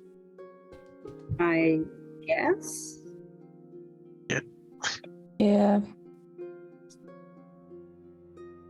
All right. I ask because I know some of you people are spellcasters. Yeah. While you do that, I'll pull up Domino's character sheet and see what I want to do with it. Oh, dirty. Well, I want to see like how many items he has attuned and all that good stuff. I'll find my brothers and my mama, and I will cast the dome or the hut through the staff. Tiny hut. And I'll make it that whoever wants to come in can, but I'll sleep in there with Shadow and the fam. Or if Shadow can't, because he's probably too big, he'll just sleep around the outside. And the whole night, well, I don't know if we'll get all rest, so I'll wait till the morning. Yep.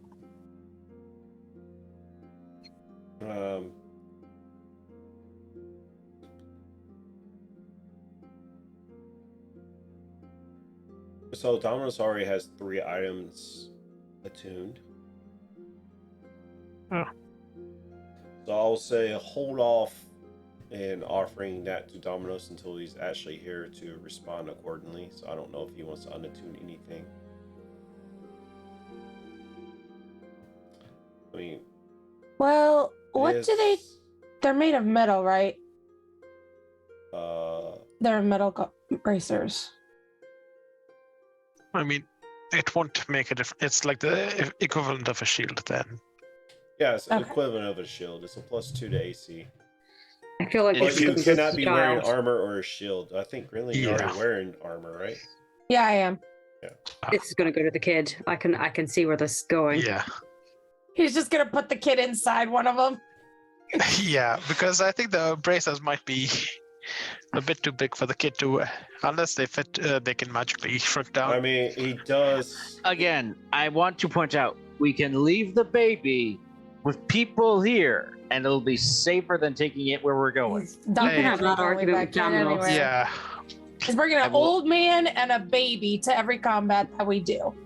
Because he does have That's just- he does have a cloak of protection, which is a +1 to AC in saving throws. And that is absolutely no help to a baby in an explosion.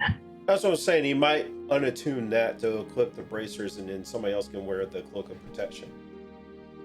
Okay, so in the event that happens, who wants a cloak of protection? I'll take it. I think my AC is pretty high anyway, so at some point you hit a point of diminishing returns. I just don't know what he would do, and I don't want to say it for him. Yeah. So just He'll hold figure off it out when he that. gets back. Domino's decided to bring a baby into combat. His opinion is forfeit as far as I'm concerned. Can we put the braces on the baby? Can we fit the baby in the bracers? We're not going to do anything with the baby right now. Yeah. They're passed out sleeping. Let them sleep. Fine. So, anything else y'all would like to do?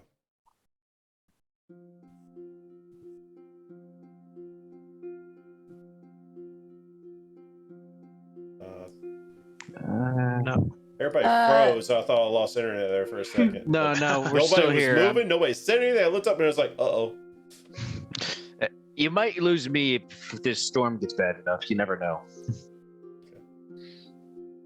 Emily will just Fun. stay up Look at most. the fun we're having. Thank you, Crispy Bangs, for the follow. You can give a 1d4 to anybody you like.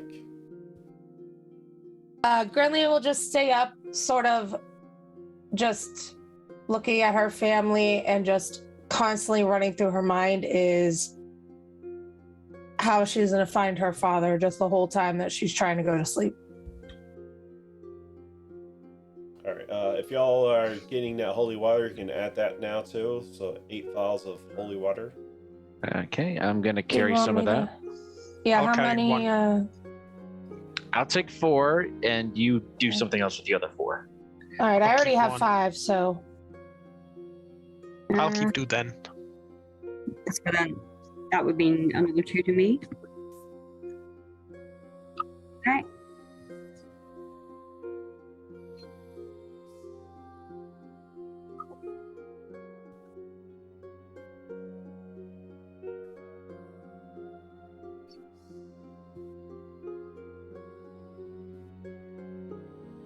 All right.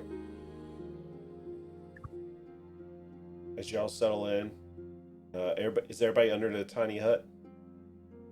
Mhm. Yep.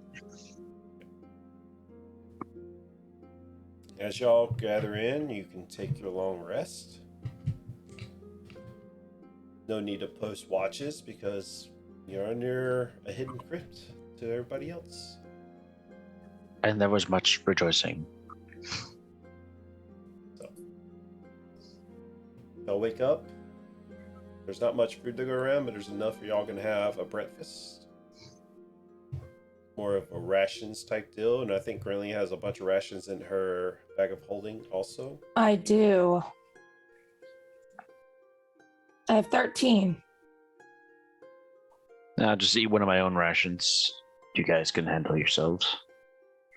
I'll eat one of mine as well because might as well eat the rations that expire, not the ones that are preserved in the bag.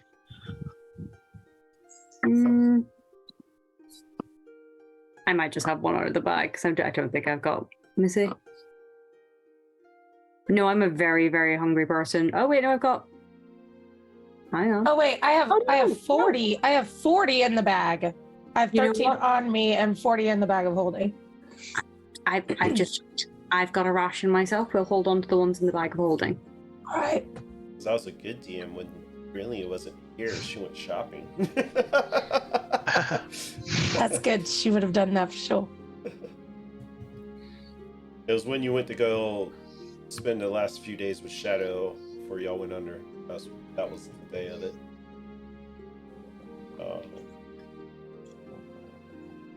All right. Well, what would you like to do?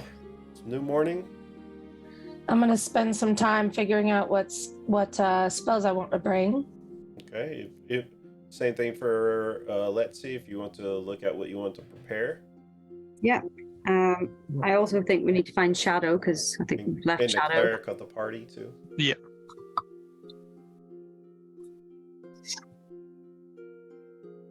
What do we think we're going to be facing?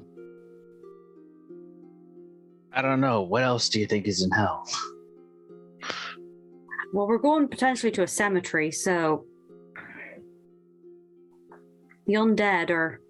The undead? Well, we've got plenty of holy water. We can dip weapons in that and throw them and smash them on things. Hmm.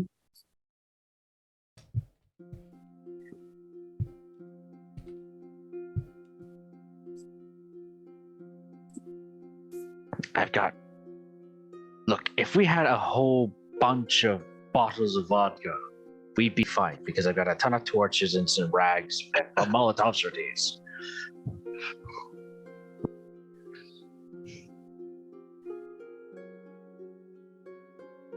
Actually, it's an interesting idea. Jugan, I go back up the street level and look out a window. Do I see a tavern nearby? Are you going back outside by yourself? I think we all are going I outside will together. pause before I leave. You might want to think about that first. I don't leave the building. I just look out like a window or something. Well, remember, you gotta go back up the secret passageway, out the secret entrance, back into the cathedral where y'all entered at. Well, yeah, I know, but I can't which get was up there. unguarded. Yeah, this is a fair point. Okay, I can get as far as the entrance to the secret tunnel and peek out if there's anything inside the building. So, if you remember, the entrance was pointed to the back of the cathedral, so you can only see it in that immediate vicinity, but you can't see the Immediate rest vicinity area. Yeah, you won't be able to see like out the front or anything like that. So if you want to do that, I'll say you can. You won't see anything in the immediate vicinity, but I think we should try and head out.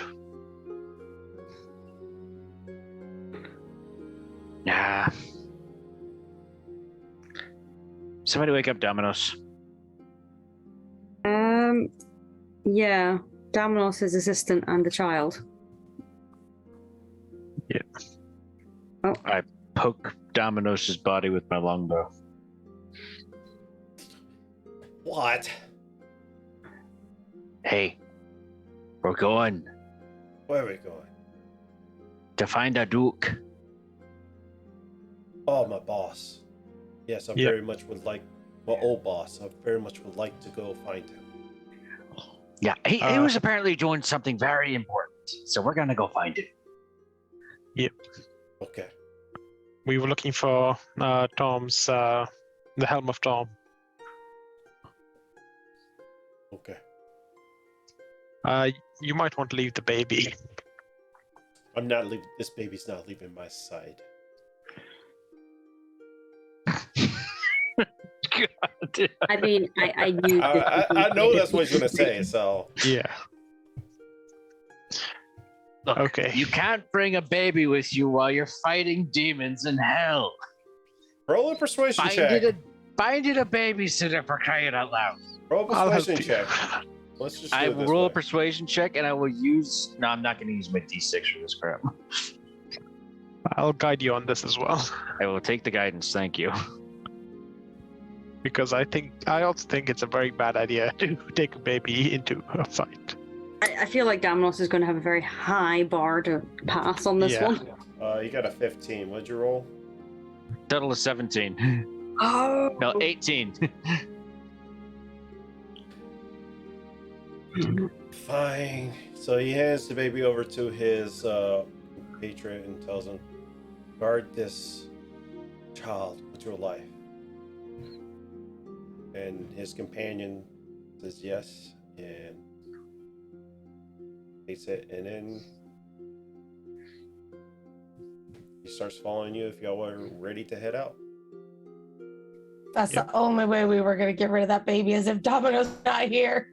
Yeah, he's not here. He forfeits. I don't care. We leave the baby with the civilians. Let's move out. Yep, quickly as well. Let's dash out of here. And before Domino's decides to log in. And he still has not responded to our group chat, has he? He's still at a work event. All right, y'all can refer to him that he lost his role for the baby adventuring.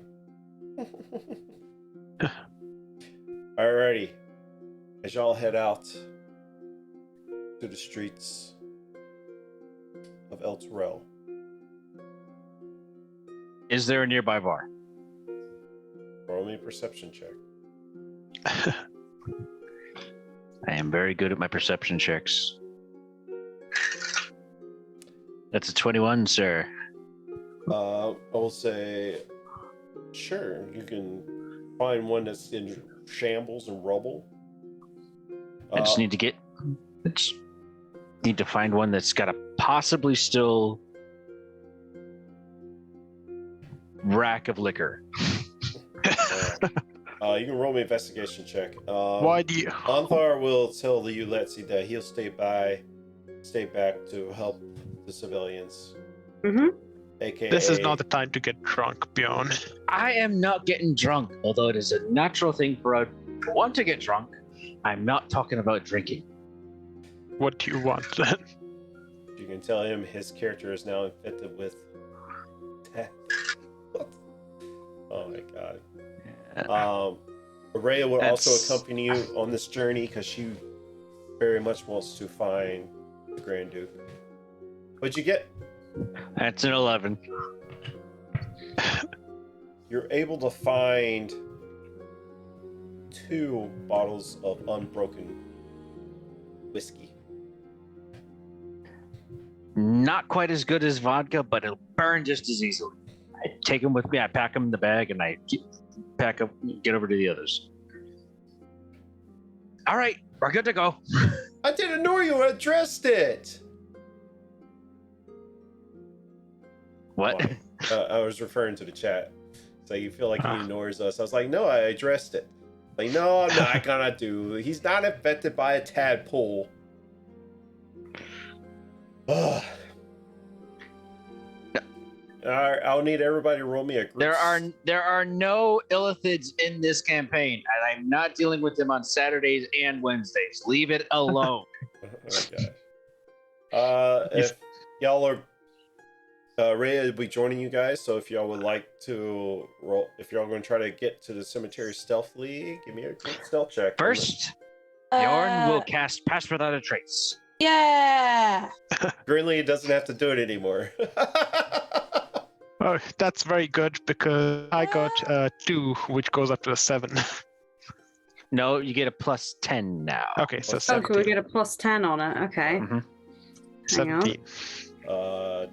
Domino's got a 21 plus 10, so 31. He's like, he is the knight. I've got a 20 when I add my plus 10. Did you roll with disadvantage because you do have armor on?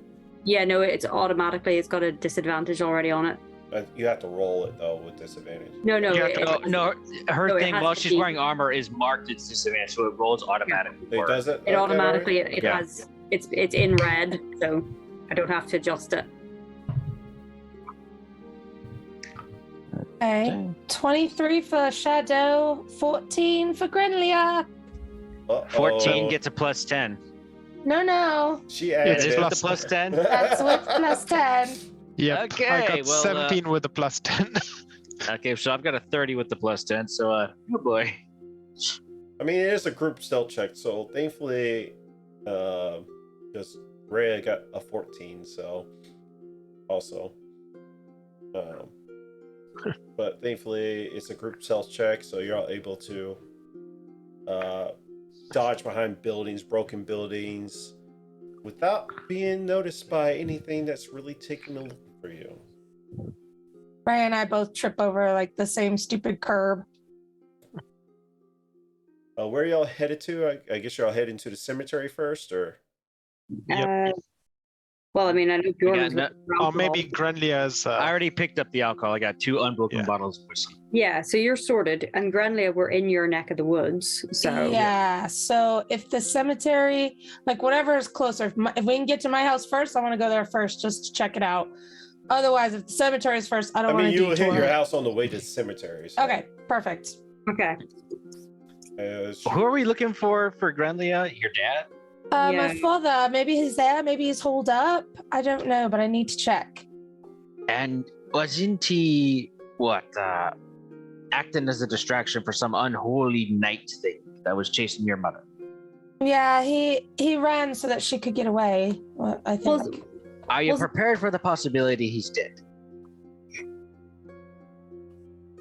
I'm always prepared for that. Yes. Okay, just making sure. Wasn't there like a flaming horse or something? I believe your mother mentioned. Yes, there was. We've So- already met the flaming horse guy. He ran away, I think, if I recall correctly. We fought him in the street, and he ran away and took Adira with him. Right? Yeah, that's right. We've had a run-in with him, and it was Who's Adira? my father was she was our companion who left with Imperium for some reason. We don't know where she is or where he is. They went off together, maybe on their own secret mission. I don't know, but he was not there when we followed him back to get Adira. My father was not there. And the man on the horse, he distracted them so your mother could get away. No, No, I my think father subtracted. No, Distracted. your mother distracted the men on the horse with my mother and could get away, and the other people could get away. So Actually, Hopefully- technically your father did subtract the flaming horseman from the equation so your mother could there get we go. See, thank you. You're right. That's exactly what I meant by it. Yeah, just checking in case there might be something that we stumble upon. I think I've had enough like hell hounds on fire and other things for I say the foreseeable future, but who knows what's in the cemetery. But just Indeed.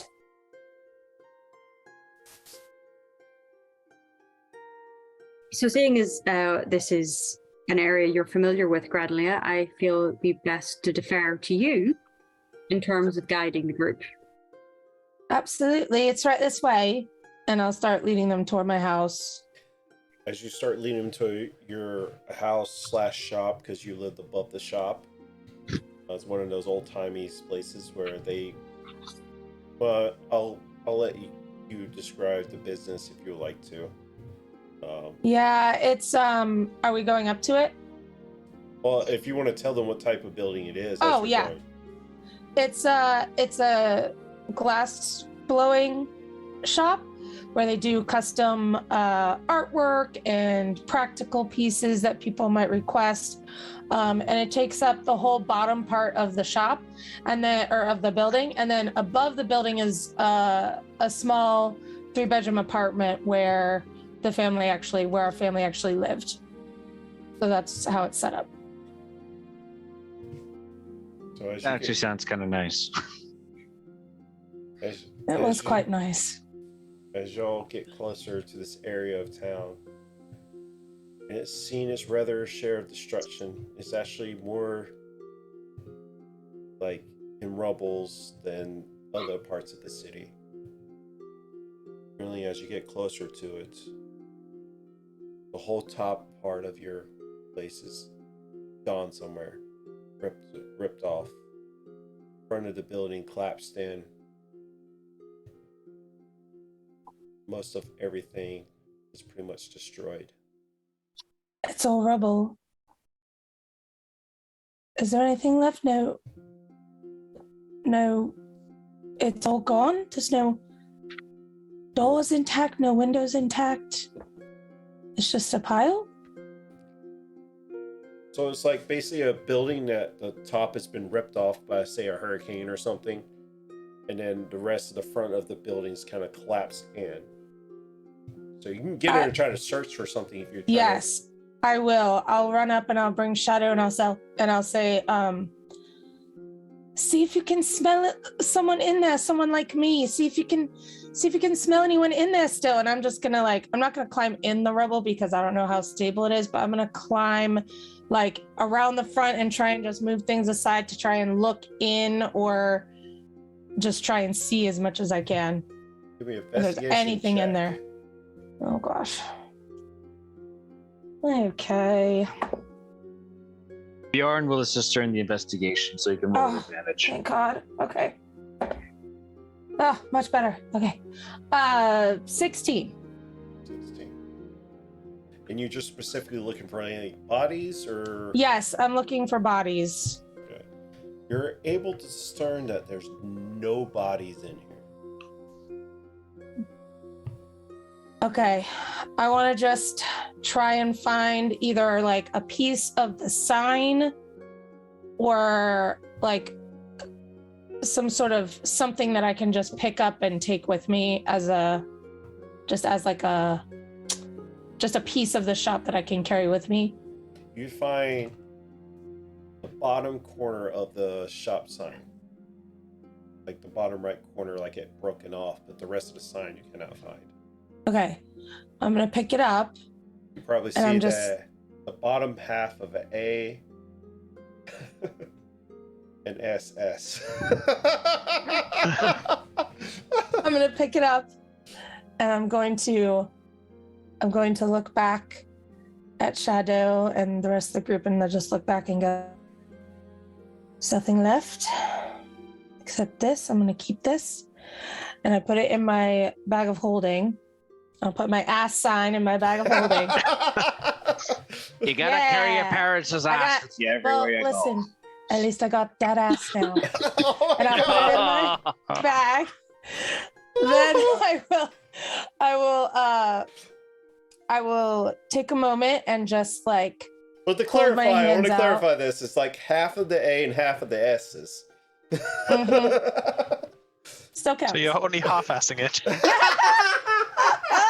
Oh my God. I need to clip that one. I don't have a clip. Nate, clip that one for me there, bud, if you're watching.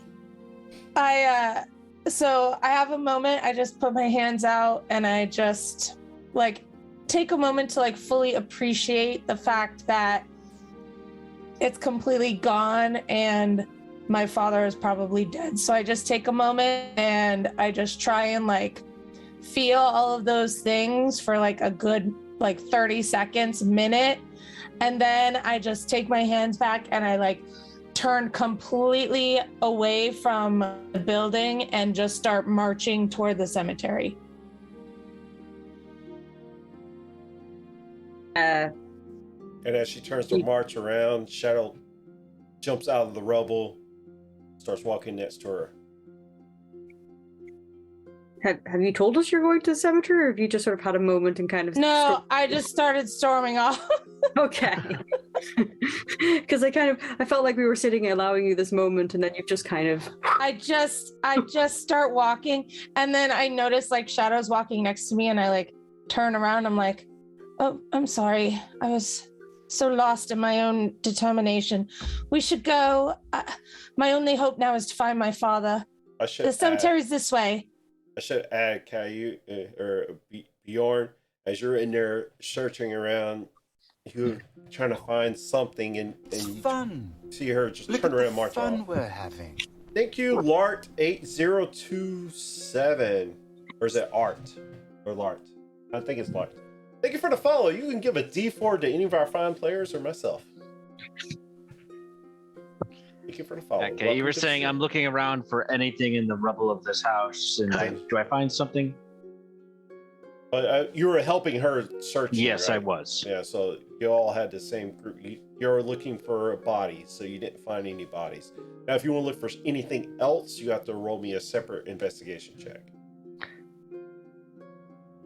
But I was just saying, as flavor, you're in there helping searching. She just storms up and starts walking off while you're still in the rubble. Bjorn glances up, watches her give her determined walk away with half of a sign that, in the bag of holding, you can't see it. You can't see my ass. I saw you put your ass away. Okay, fine. I will watch that ass. Yeah, that ass is covered up now, so you don't need to watch. Anyways, she Are you walks watching away. it as hard as Lulu was watching you? When I was describing it, I described like, all right, half the wording is cut off, and then as I already said it, I realized what it was spelling out. I was like, I can't take it back now. No, you did that shit on purpose. I know. A new running joke for the campaign. Okay, Bjorn will watch her walk away, and then start sifting for anything of potential use or value that we could use. She was looking for bodies. I'll be looking for like tools or anything. So let me make a public investigation check. So currently is 6. You find a stick that might have been a part of a handle of some kind of hammer or something, but that's about it.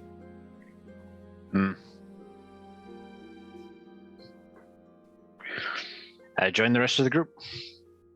Yep. Let's follow Grenadier. As you chunk this hammer stick or stick, whatever, and it kind of sails right past Shadow. Shadow looks up at it, lands. It keeps on going. It overcomes the urge. Boy, Shadow, good boy. On a mission. By the way, is Lulu traveling with us? Yes, she's traveling with you. Okay. She's always traveling with you. Good to know. She actually floats up to Grinley. Are you okay? Well, Lulu, not really. I've got to be honest. Not really. But it's okay. We're going to keep going. And we're going to do the best we can to, make what we can make right from this terrible situation. I know your rest of your family's still alive. I knew it. I knew it. I knew it. I knew it. I knew it. You're the best, Lulu. You're the best. We love having you around. And Donus is like, I want bacon. If we find some pigs, you can have your bacon. Let's see. Donus be like, why are we wasting our time with a broken down building? Da da da da da. I'm sorry. Quick question. How tall is this guy? Let's see. He is 6'3".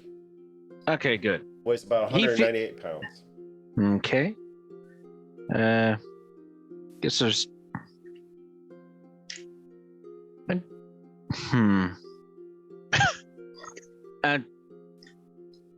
Okay, Jugan. What would I roll to whack somebody with my longbow in the crotch? Oh, no. He will flick your ear and kill you, just so you know. Yeah. Above table, Domino's, this character I would advise not to do it against Domino's character because he'll hold no restraint. But if you would I like understand to, the advisement. However, I would still whack somebody in the crotch for saying, let's "Oh, we're do doing this." Do it. unarmed strike. Okay. Tavern brawler strike then. Actually, I gotta do a long rest for his character. Is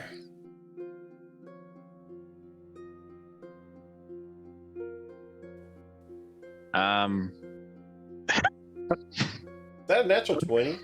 That is a natural 20. Are you trying to actually do damage? No.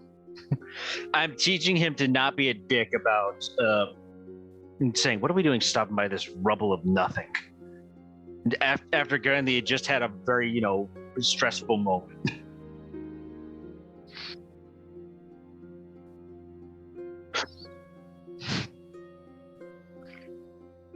Does a 22 hit you? Yeah, it does. So as you hit him with that, even though you didn't do damage, he still finds it kind of threatening, and you take 12 points of, what is this? Necrotic damage as he takes his hand on your shoulder as he leans in to listen to you, but he taps you for 22 for a chill touch. Guys, let's try and avoid the fighting. Oh, now We want to don't have fight time other for people, this. not each other. And The then just dwarf needs to tilted. know his place. Yeah, he knows his place. No, my plate. Oh, you motherfucker. That's it.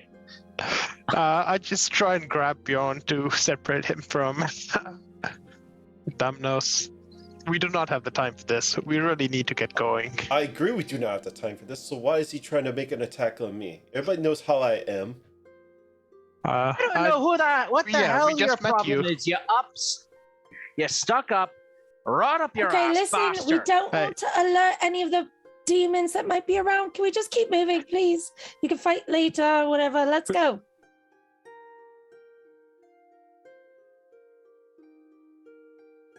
Just learn to keep your fucking mouth shut. Walk off. Learn to keep your bow to yourself. I'll show you my bow to myself, you stupid asshole. You know, I'm with Granley on this. I think we have a bigger fish to fry in the cemetery. That way. Yes, Yeah, we have take out- bigger fish to fry. We have a big asshole here to fry. No, you guys can't. can You sort can't of hear that. sort He's him muttering out of to this. himself as he's walking. Donald ducking it. Alright, as y'all continue on, as you get closer to the cemetery, a 10-foot high brass fence once surrounded El Terrell Cemetery has fallen in numerous places. A wide gate allowing access to the grounds has been torn from its hinges. Several humanoid body parts lay adorned on spikes on top of fence posts. Some of the body parts wiggle in wrath as if undead, twitching and contort with the lightning flashes from the companion. Crackled gravestones and crumbling monuments are scattered across the cemetery grounds, whose center is occupied by a chapel dedicated to Lathander, Torm, Helm, and Tyr. That once holy structure now glows with a purple radiance. Would we be able to tell what kind of light that is? Would that be harmful light or positive light? It's a purple radiance. It's purple. It's kind of like a I mean- purple glow. Purple's usually associated with royalty. Yeah. Usually not with And- things that are glowing. Also, like bruises and like Yeah. intestines. I mean, if your intestines are purple, I think you need a doctor. Oh, really? I've never seen. Some intestines are purple. Yeah, I feel like they'd be purple. They're like in the dark all the time. I feel they're more like a grey blue than purple. Let's carefully approach this. I have a bad feeling about this. Alright, we're not in combat yet. But I'm gonna, as we approach, I'm gonna throw any rubble or loose standing things that we find at the temple just to be sure. we Let's do like not throw things and announce our presence like that. Carefully, quietly. I mean, If there's something that could harm us, I'd rather Let's wait. quietly approach the building. do we need to do any maybe perception checks or checks for magic or? let me.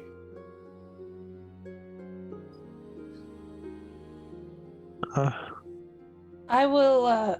I'll use my. I'll use detect magic.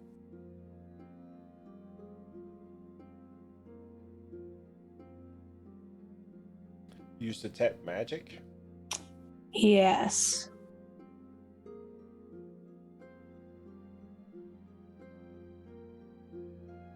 As you get closer,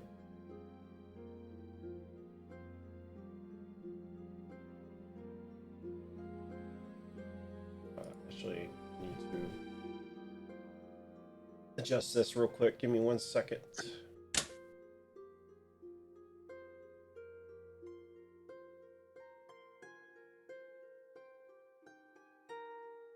There we go.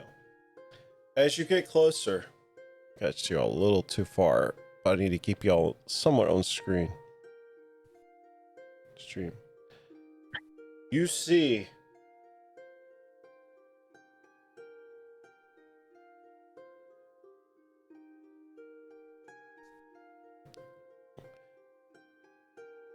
you're not right there. I'm gonna say a little bit further off where you see these. You see 3 skeletons. And y'all fought these before of minotaurs. Their skeleton ripped from, they have no flesh on them anymore. Completely bone skeletons, and they're wielding massive axes. They're just kind of standing out front, walking around. Guess we all duck back into cover then. I'm just saying you all see this from afar. Okay.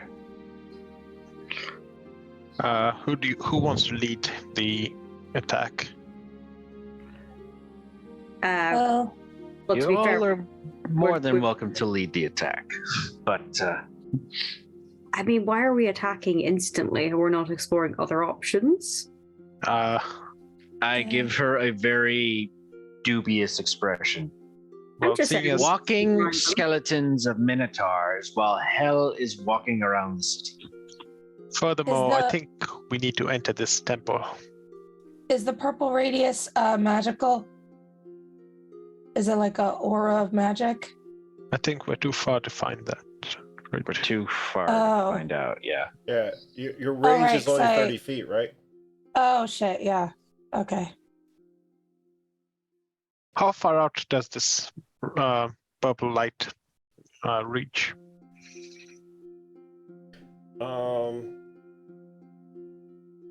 Better question. How far are we from the whole thing in general? It just glows with it. It's not like it's standing from it. So like from within side, it Yeah. kind of glows this purple hue.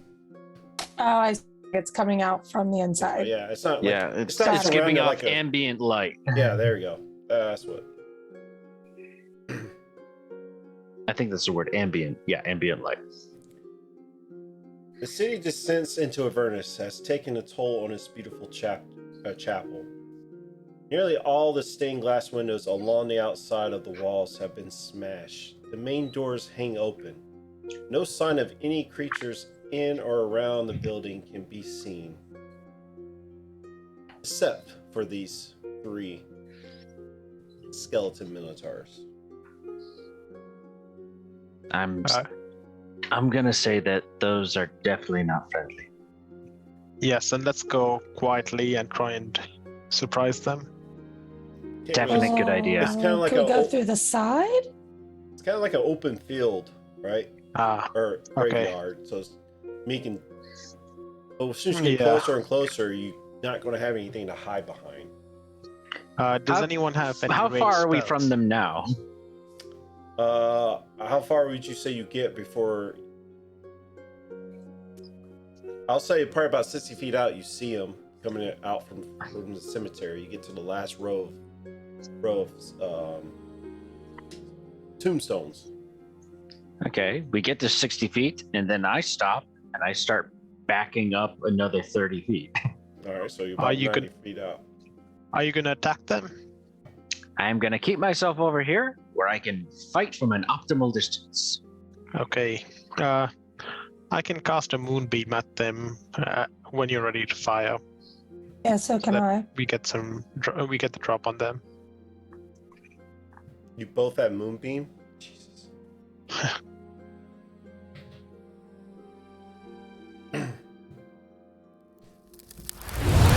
Oh, that's one Nate.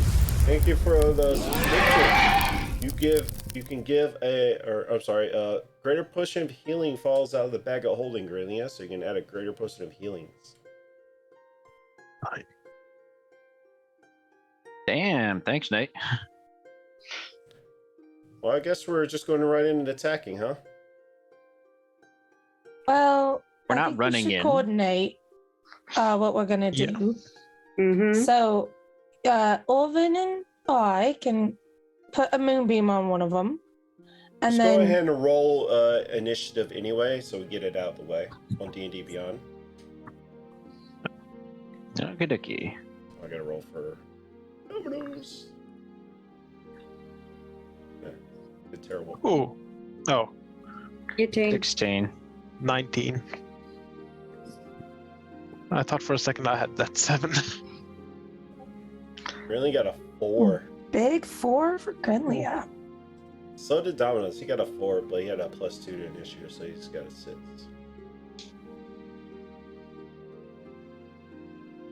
So I'll allow y'all one surprise round if y'all trying to plan. And we're 60 feet out, right? Well, Bjorn is 90 feet out. I can attack from far away, so don't worry about me. Okay, so yeah. I'd cast Moonbeam in the area between the central one and the one on the right. Is it possible to get them both in the same effect? You can. Okay. Concentrating. Yep.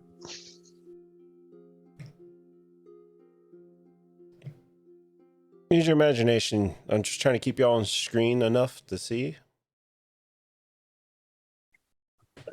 Actually, I'll try it.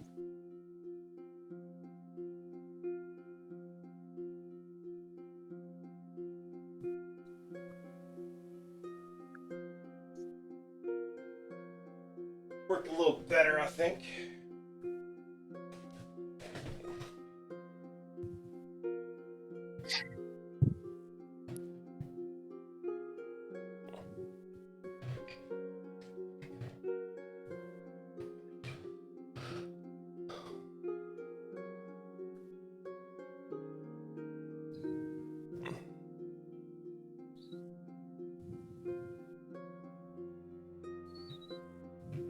Alright, well, y'all, so you cast Moonbeam.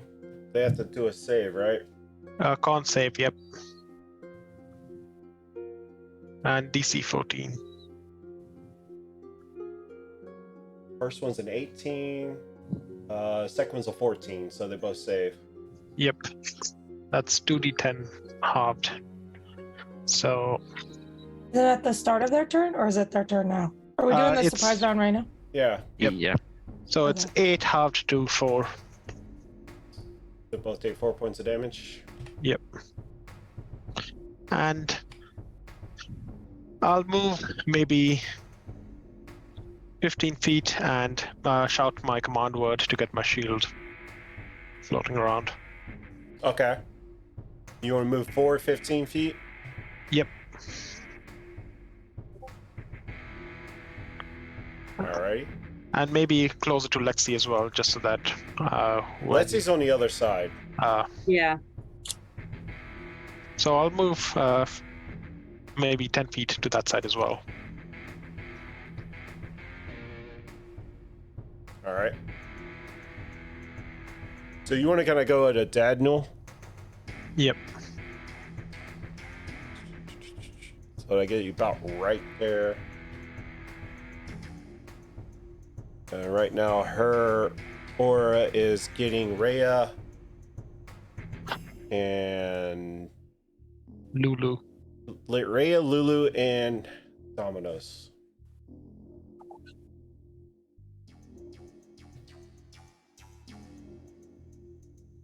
All right. With that, Casting Moonbeam 2. of course. And I will fire my longbow after they've cast Where Moonbeam. do you want the other moonbeam? On the other two, or on the other side? Well, no, I think I'm gonna keep it in the same spot. All right. So you're gonna have 2 moonbeams on the same ones. Yeah, we're gonna try and fry him. Yep. Fry him.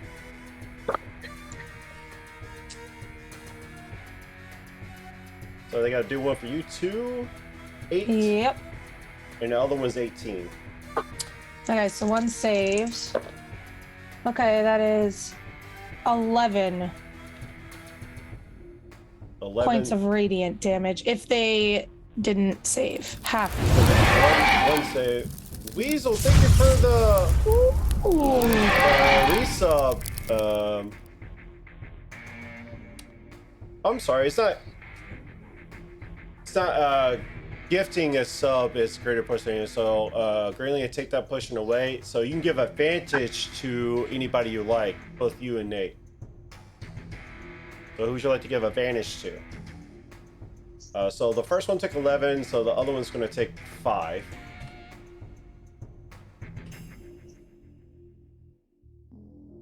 You suck, Weasel. Yeah! It's fun. Look at the fun Thank we're you, having. Alicey. Or no. That's a dicey dude. A dicey dude for the follow. You can give a D4 to anybody you like. I get an advantage. Woohoo. Am I on the right one? Alrighty. Nice.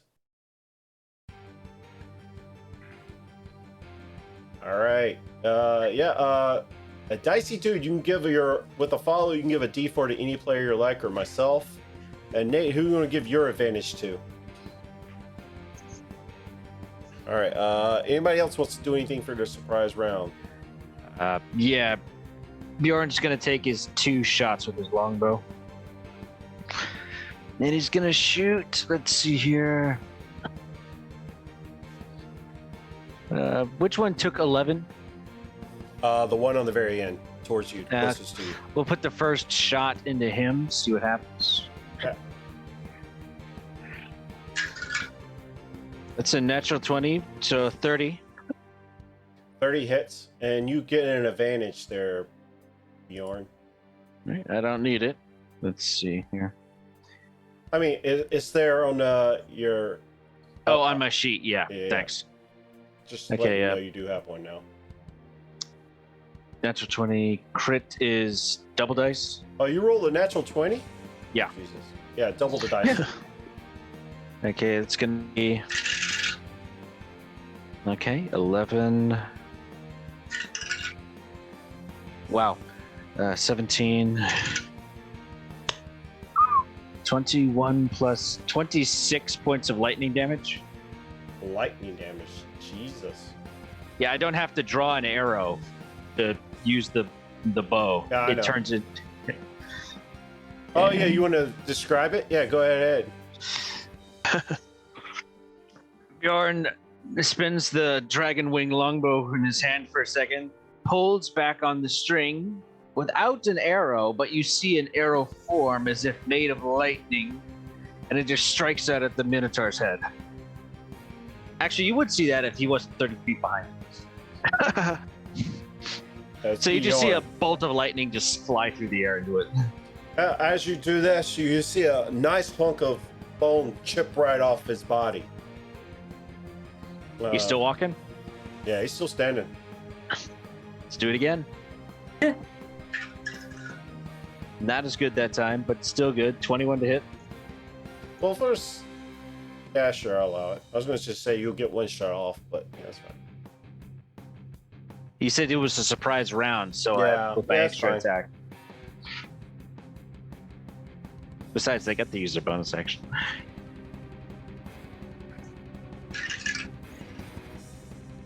Okay, 10 plus 15 points of lightning damage. 15. As you shoot him again on the other side, another piece of bone flickers off, and he's still motionless, doesn't say anything. Rises. They all rise up their battle axes. Their great axes. That's all Bjorn wrote. All right. I was thinking I might throw my spear at whichever one is sort of standing. So What's the range of your spear again? Hang on. It is 20 feet, but it can be 60. So if it's farther than 20 feet, it would be disadvantaged throw. Hmm. And currently you're at 60 feet now. So you still have your movement. You can get within it, but if you want to throw it from here, it'll be disadvantaged throw.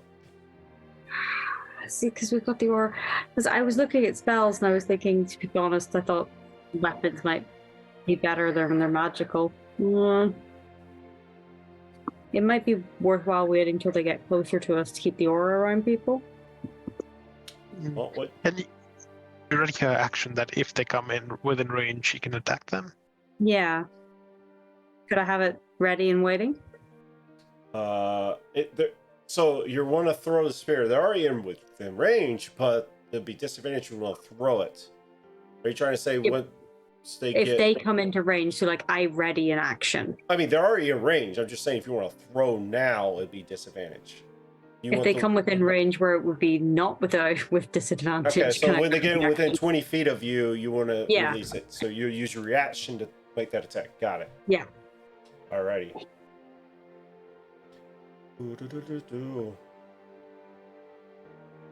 Alright, I think that's everybody we have here. Yeah, that's everybody. So top of the round, Overon. It's the top of their round for the moonbeam, right? Yes. Okay, so. But using my action, I think I can move the moonbeam around. Yeah, as an action, you can move it, yes. Yeah, so I'm gonna move it so that it hits the third guy, and then move it right back to where it was. So move it 30 feet to the 30 feet up, and then 30 feet back.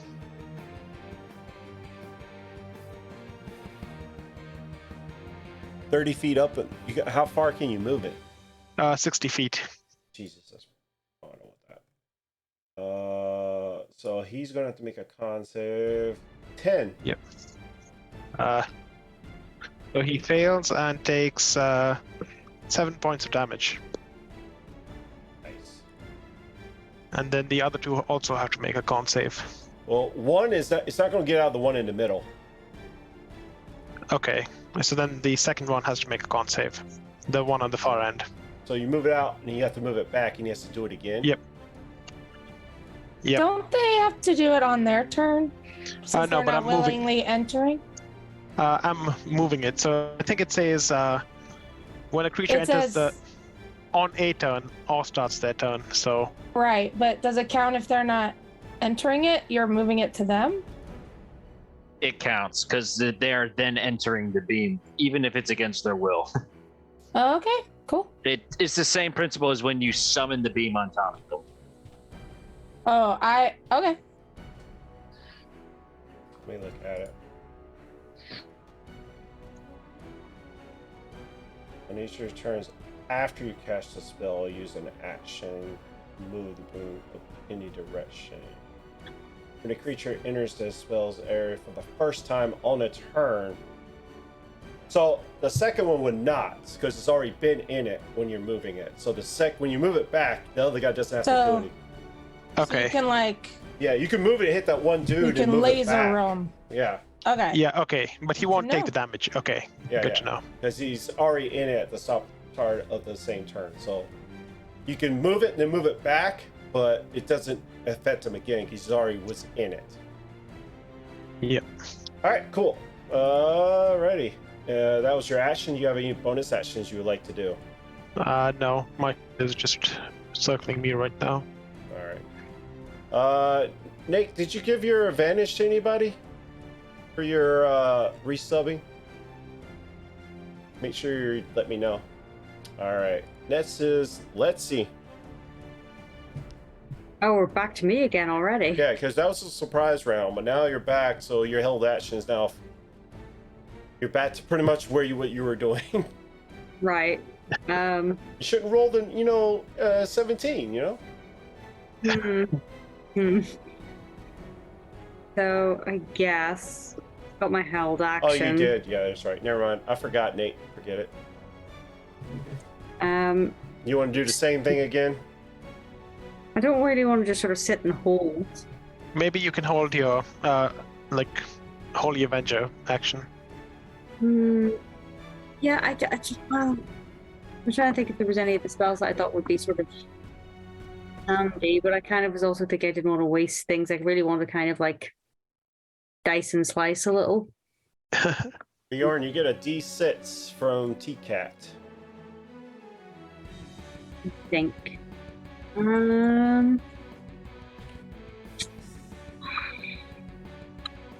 Make it D.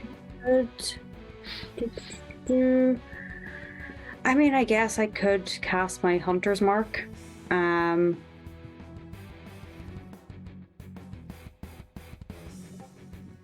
I could cast my Hunter's Mark and then throw my spear and hope for the best. It gives me some extra damage, so. Who you want to cast your Hunter's Mark on? Which one of them looks like it's maybe a step closest? Or well, hang on. Oh, which they're all equally. They're all equal. Yeah. Okay. Who needs damage done to them like the most? Like out of the ones. What who's looks the best worst at- is this one down here. Okay. Well, like who's the more healthiest looking? Who's got the more health that needs to be, Right now, this one on the end has only been hit once with the moonbeam. So. Okay. We should level the playing field a wee bit. Okay. Okay. I'm going to That's a cast my concentration, right? Oh, hang on. D&D Beyond is not playing.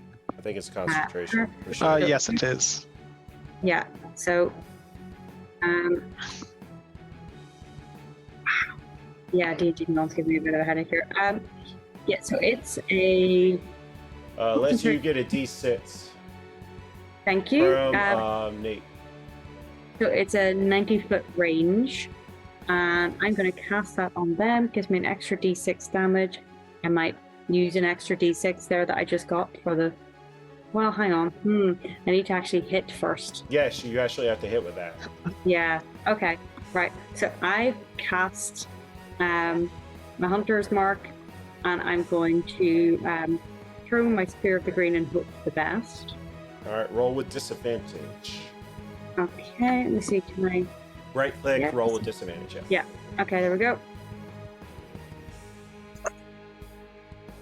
Disadvantage 22. Ooh, yeah, that hits.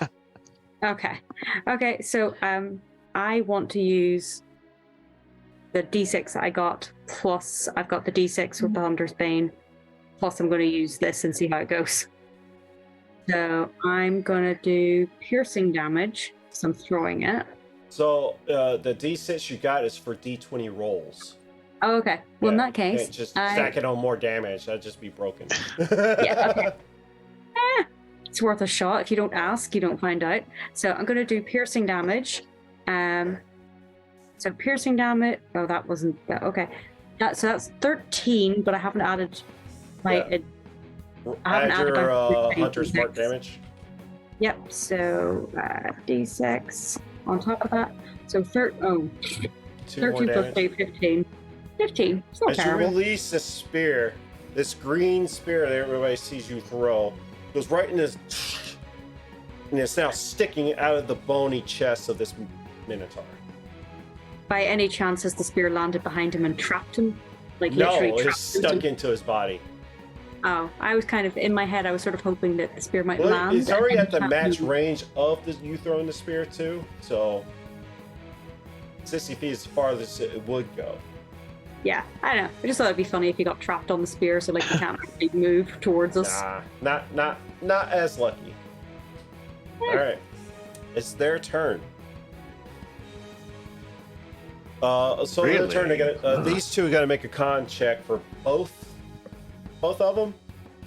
Yep. Oh Jesus. Yeah, bars. You can do 17. We'll do Overon's first because he's tough around. So 17. Roll your damage. Over for Moonbeam. That's 19. 19 damage. So halved. Yep. 8. Damn. No, sorry, 9. And 15 for Greenlius. nope. So that's fail. So that's 12. 12 points of damage. Yep. As he tries to start moving, these two moonbeams that's coming down on him and just fry the rest of his body that was not chipped away by Bjorn's bow. The next one's got a top of the round. 10 for that, so it's That's a fail. still 19, right? Okay. Yes. If they start this down at the same time, yeah. Yeah, they started to turn at the same time, so it's Okay. 9 points of damage. 19 if it failed. Oh, yeah, that's right.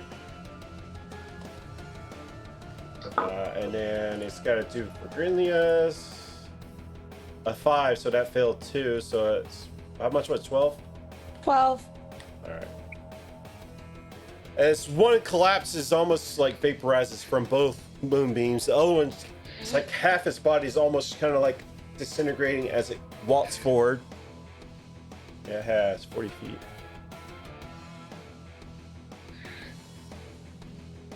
Gets right up on Overn, because he's the first one that did anything naturally.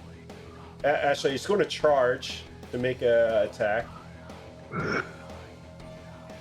Does a 16 hit? Nope. Nope. Well, it's going to make. Oh, that's his turn. All right. This one's also going to run up.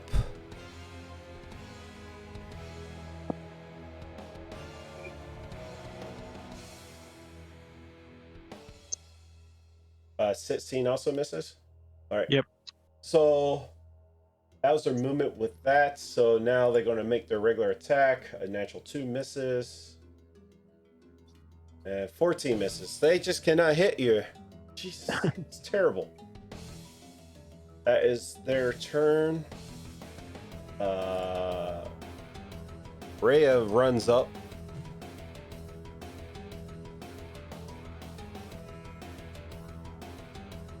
To make an attack with 9 misses. 13 just hits. Actually, I need to roll with this one. 13 points of damage to that one. Doesn't have any resistances, right? For her? Nope. Alright. Alright, that's. Alright, that's her attacks. Alright. Bjorn! All right. Gonna guess the one towards the bottom is the one looks the most messed up. Not any. Oh, they're about equally about the same. All right. Okay, we'll pick off the one on the right then. This one? One Yeah, closest to the camera? yeah, the one close to the camera. It's 21 to hit. 21 does hit. And control the little granite buddies.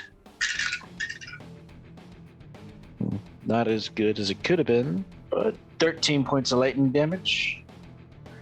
Nice. He's still standing as you take off another hunk of his bone. Yeah, I do not appreciate that. Let's do it some more. That's not going to do it this time, though, sadly. That's going to be a 12 to hit. 12 does hit. Just hits. Barely. Well, really? Okay. Barely hits.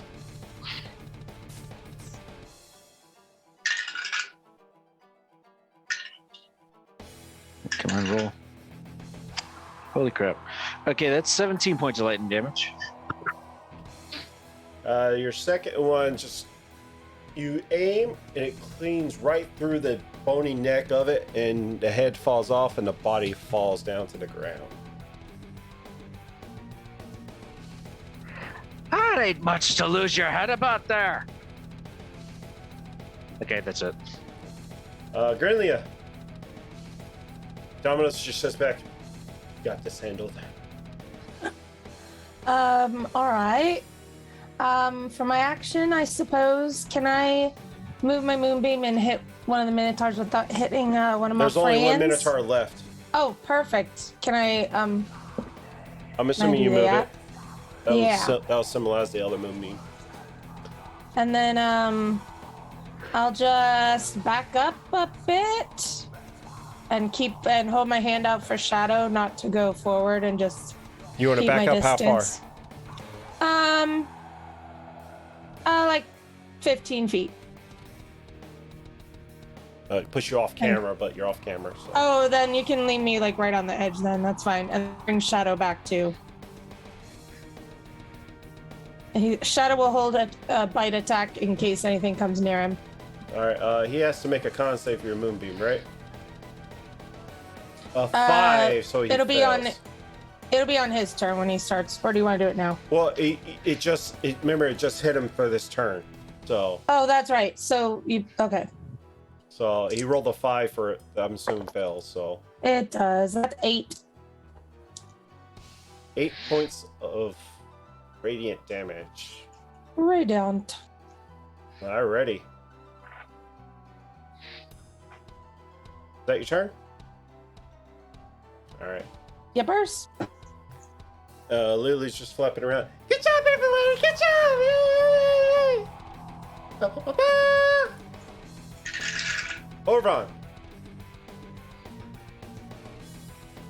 I'll also move my moonbeam. Do exactly the same spot as Grundlia did. Yeah. Exactly the same spot? Yeah, nearby, just so that it doesn't hit anyone else.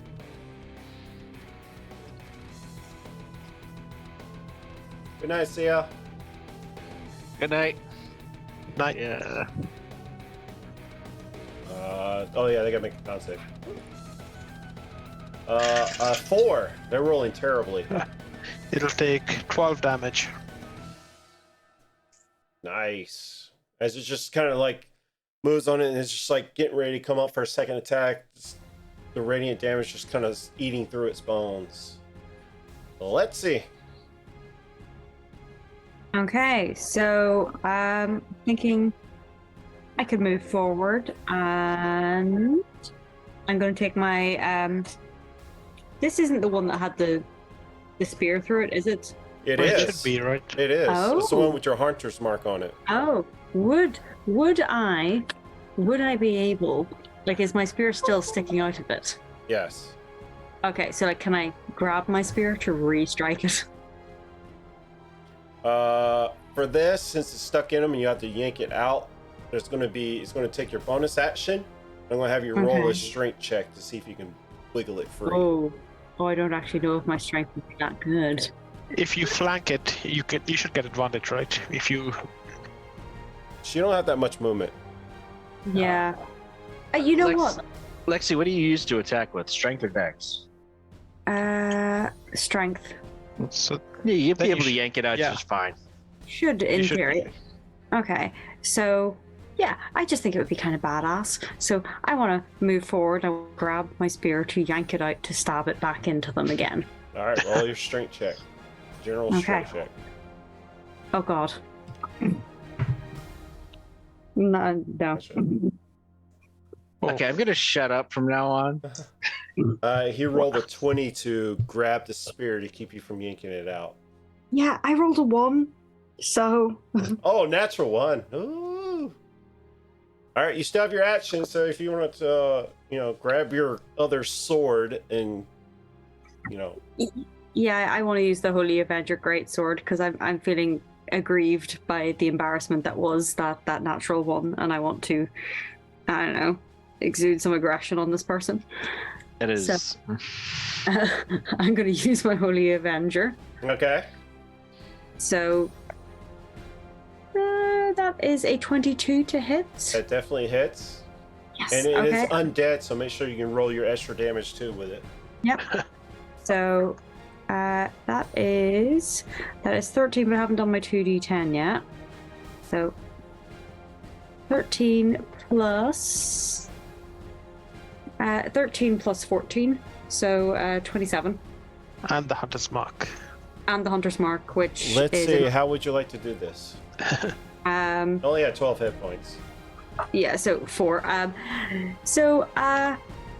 going to okay, in my head, I'm sweeping down with my sword, and as I sweep down with the sword and I'm slicing through, even though I wasn't able to yank it out previously, I'd quite like to be able to yank my spear out and just sort of be like kind of badass with like a spear in the air, but like slowing down so they're dead, and I've got my weapon back, and I'm just feeling rightfully justified and vindicated in this moment, as if I've redeemed myself in the eyes of my teammates. Nice. As you destroy this last one, you see 8 statues in front of this chapel. And before we go any further, I'll say we'll call it there for tonight. I thought you were gonna say, "Can I get initiative?" I mean, We there's should more still stuff. be in There's initiative. definitely more Yeah. stuff to fight, but we're already. I don't want to get into another combat and have to end the middle. Dance for me, dance for me, dance for me. Oh, we gotta discuss. I never seen anybody do the things you do before. Do the test break right at the end. Move for me, move for me, move for me, hey, hey. And when you're done, I'll make you do it all again. Weasel, thank you for the dance break. Thank you for the 500 biddies for the 18-second dance break right at the end of the session. Yeah, thanks, Weasel. Last minute. I always love a dance break. Yeah. Our next episode will be next year, actually. So, what did I say it was? The 7th, right? Yeah, the 7th. January 7th. Yeah. January 7th will be the next session for this, and we'll pick up here. It's a long time to keep this thing built for, but anyway, that's on my end. So let's do our ending closing. Thank you for everybody for watching. If you're not a member of the Discord, !Discord gets you to our Discord for our giveaways. We're currently giving away pink heart metal dice. That giveaway is going to last all month. The drawing will be in a month. Also, if you're not just joining us, I'll go ahead and redo our show. And next week, 7 o'clock Eastern Standard Time, we're doing our first annual charity stream for breast cancer research. My mom is a survivor of breast cancer, is very close to us. Omen Garris, I don't know if he's still in the chat, so we can shout him out. But he has graciously offered to give his services to run this one shot, and I'm going to be a player. So Weasel that's in chat will be a part of it, along with Chi from our Discords, Sia, best gardener ever, and then another fellow streamer, Little Bones 3009. She's coming in to play with us too. So hopefully we can, raise a lot of money for that. So, that's pretty much it. Next time we'll be live on this channel is Monday night, where we'll have Little Bones. She's coming back. She's in that campaign along with Doggo. Nate is in that. That's in chat right now talking to everybody. Weasel's also in that campaign. So that's my homebrew campaign. That's the next time we'll be live, 7 p.m. Eastern Standard Time. And they have something planned for me, but it's fine. I'm the DM. I'm God. So anyway, we love you very much. That's also dolled up for Christmas time too. So you have lights on this one and stuff. I didn't do a lot because it's the only one for this. For Christmas. So anyway, would you like to do the closing tag, Greenlia? I so would. When in doubt, whip it out. Goodbye, everybody. Have a good night.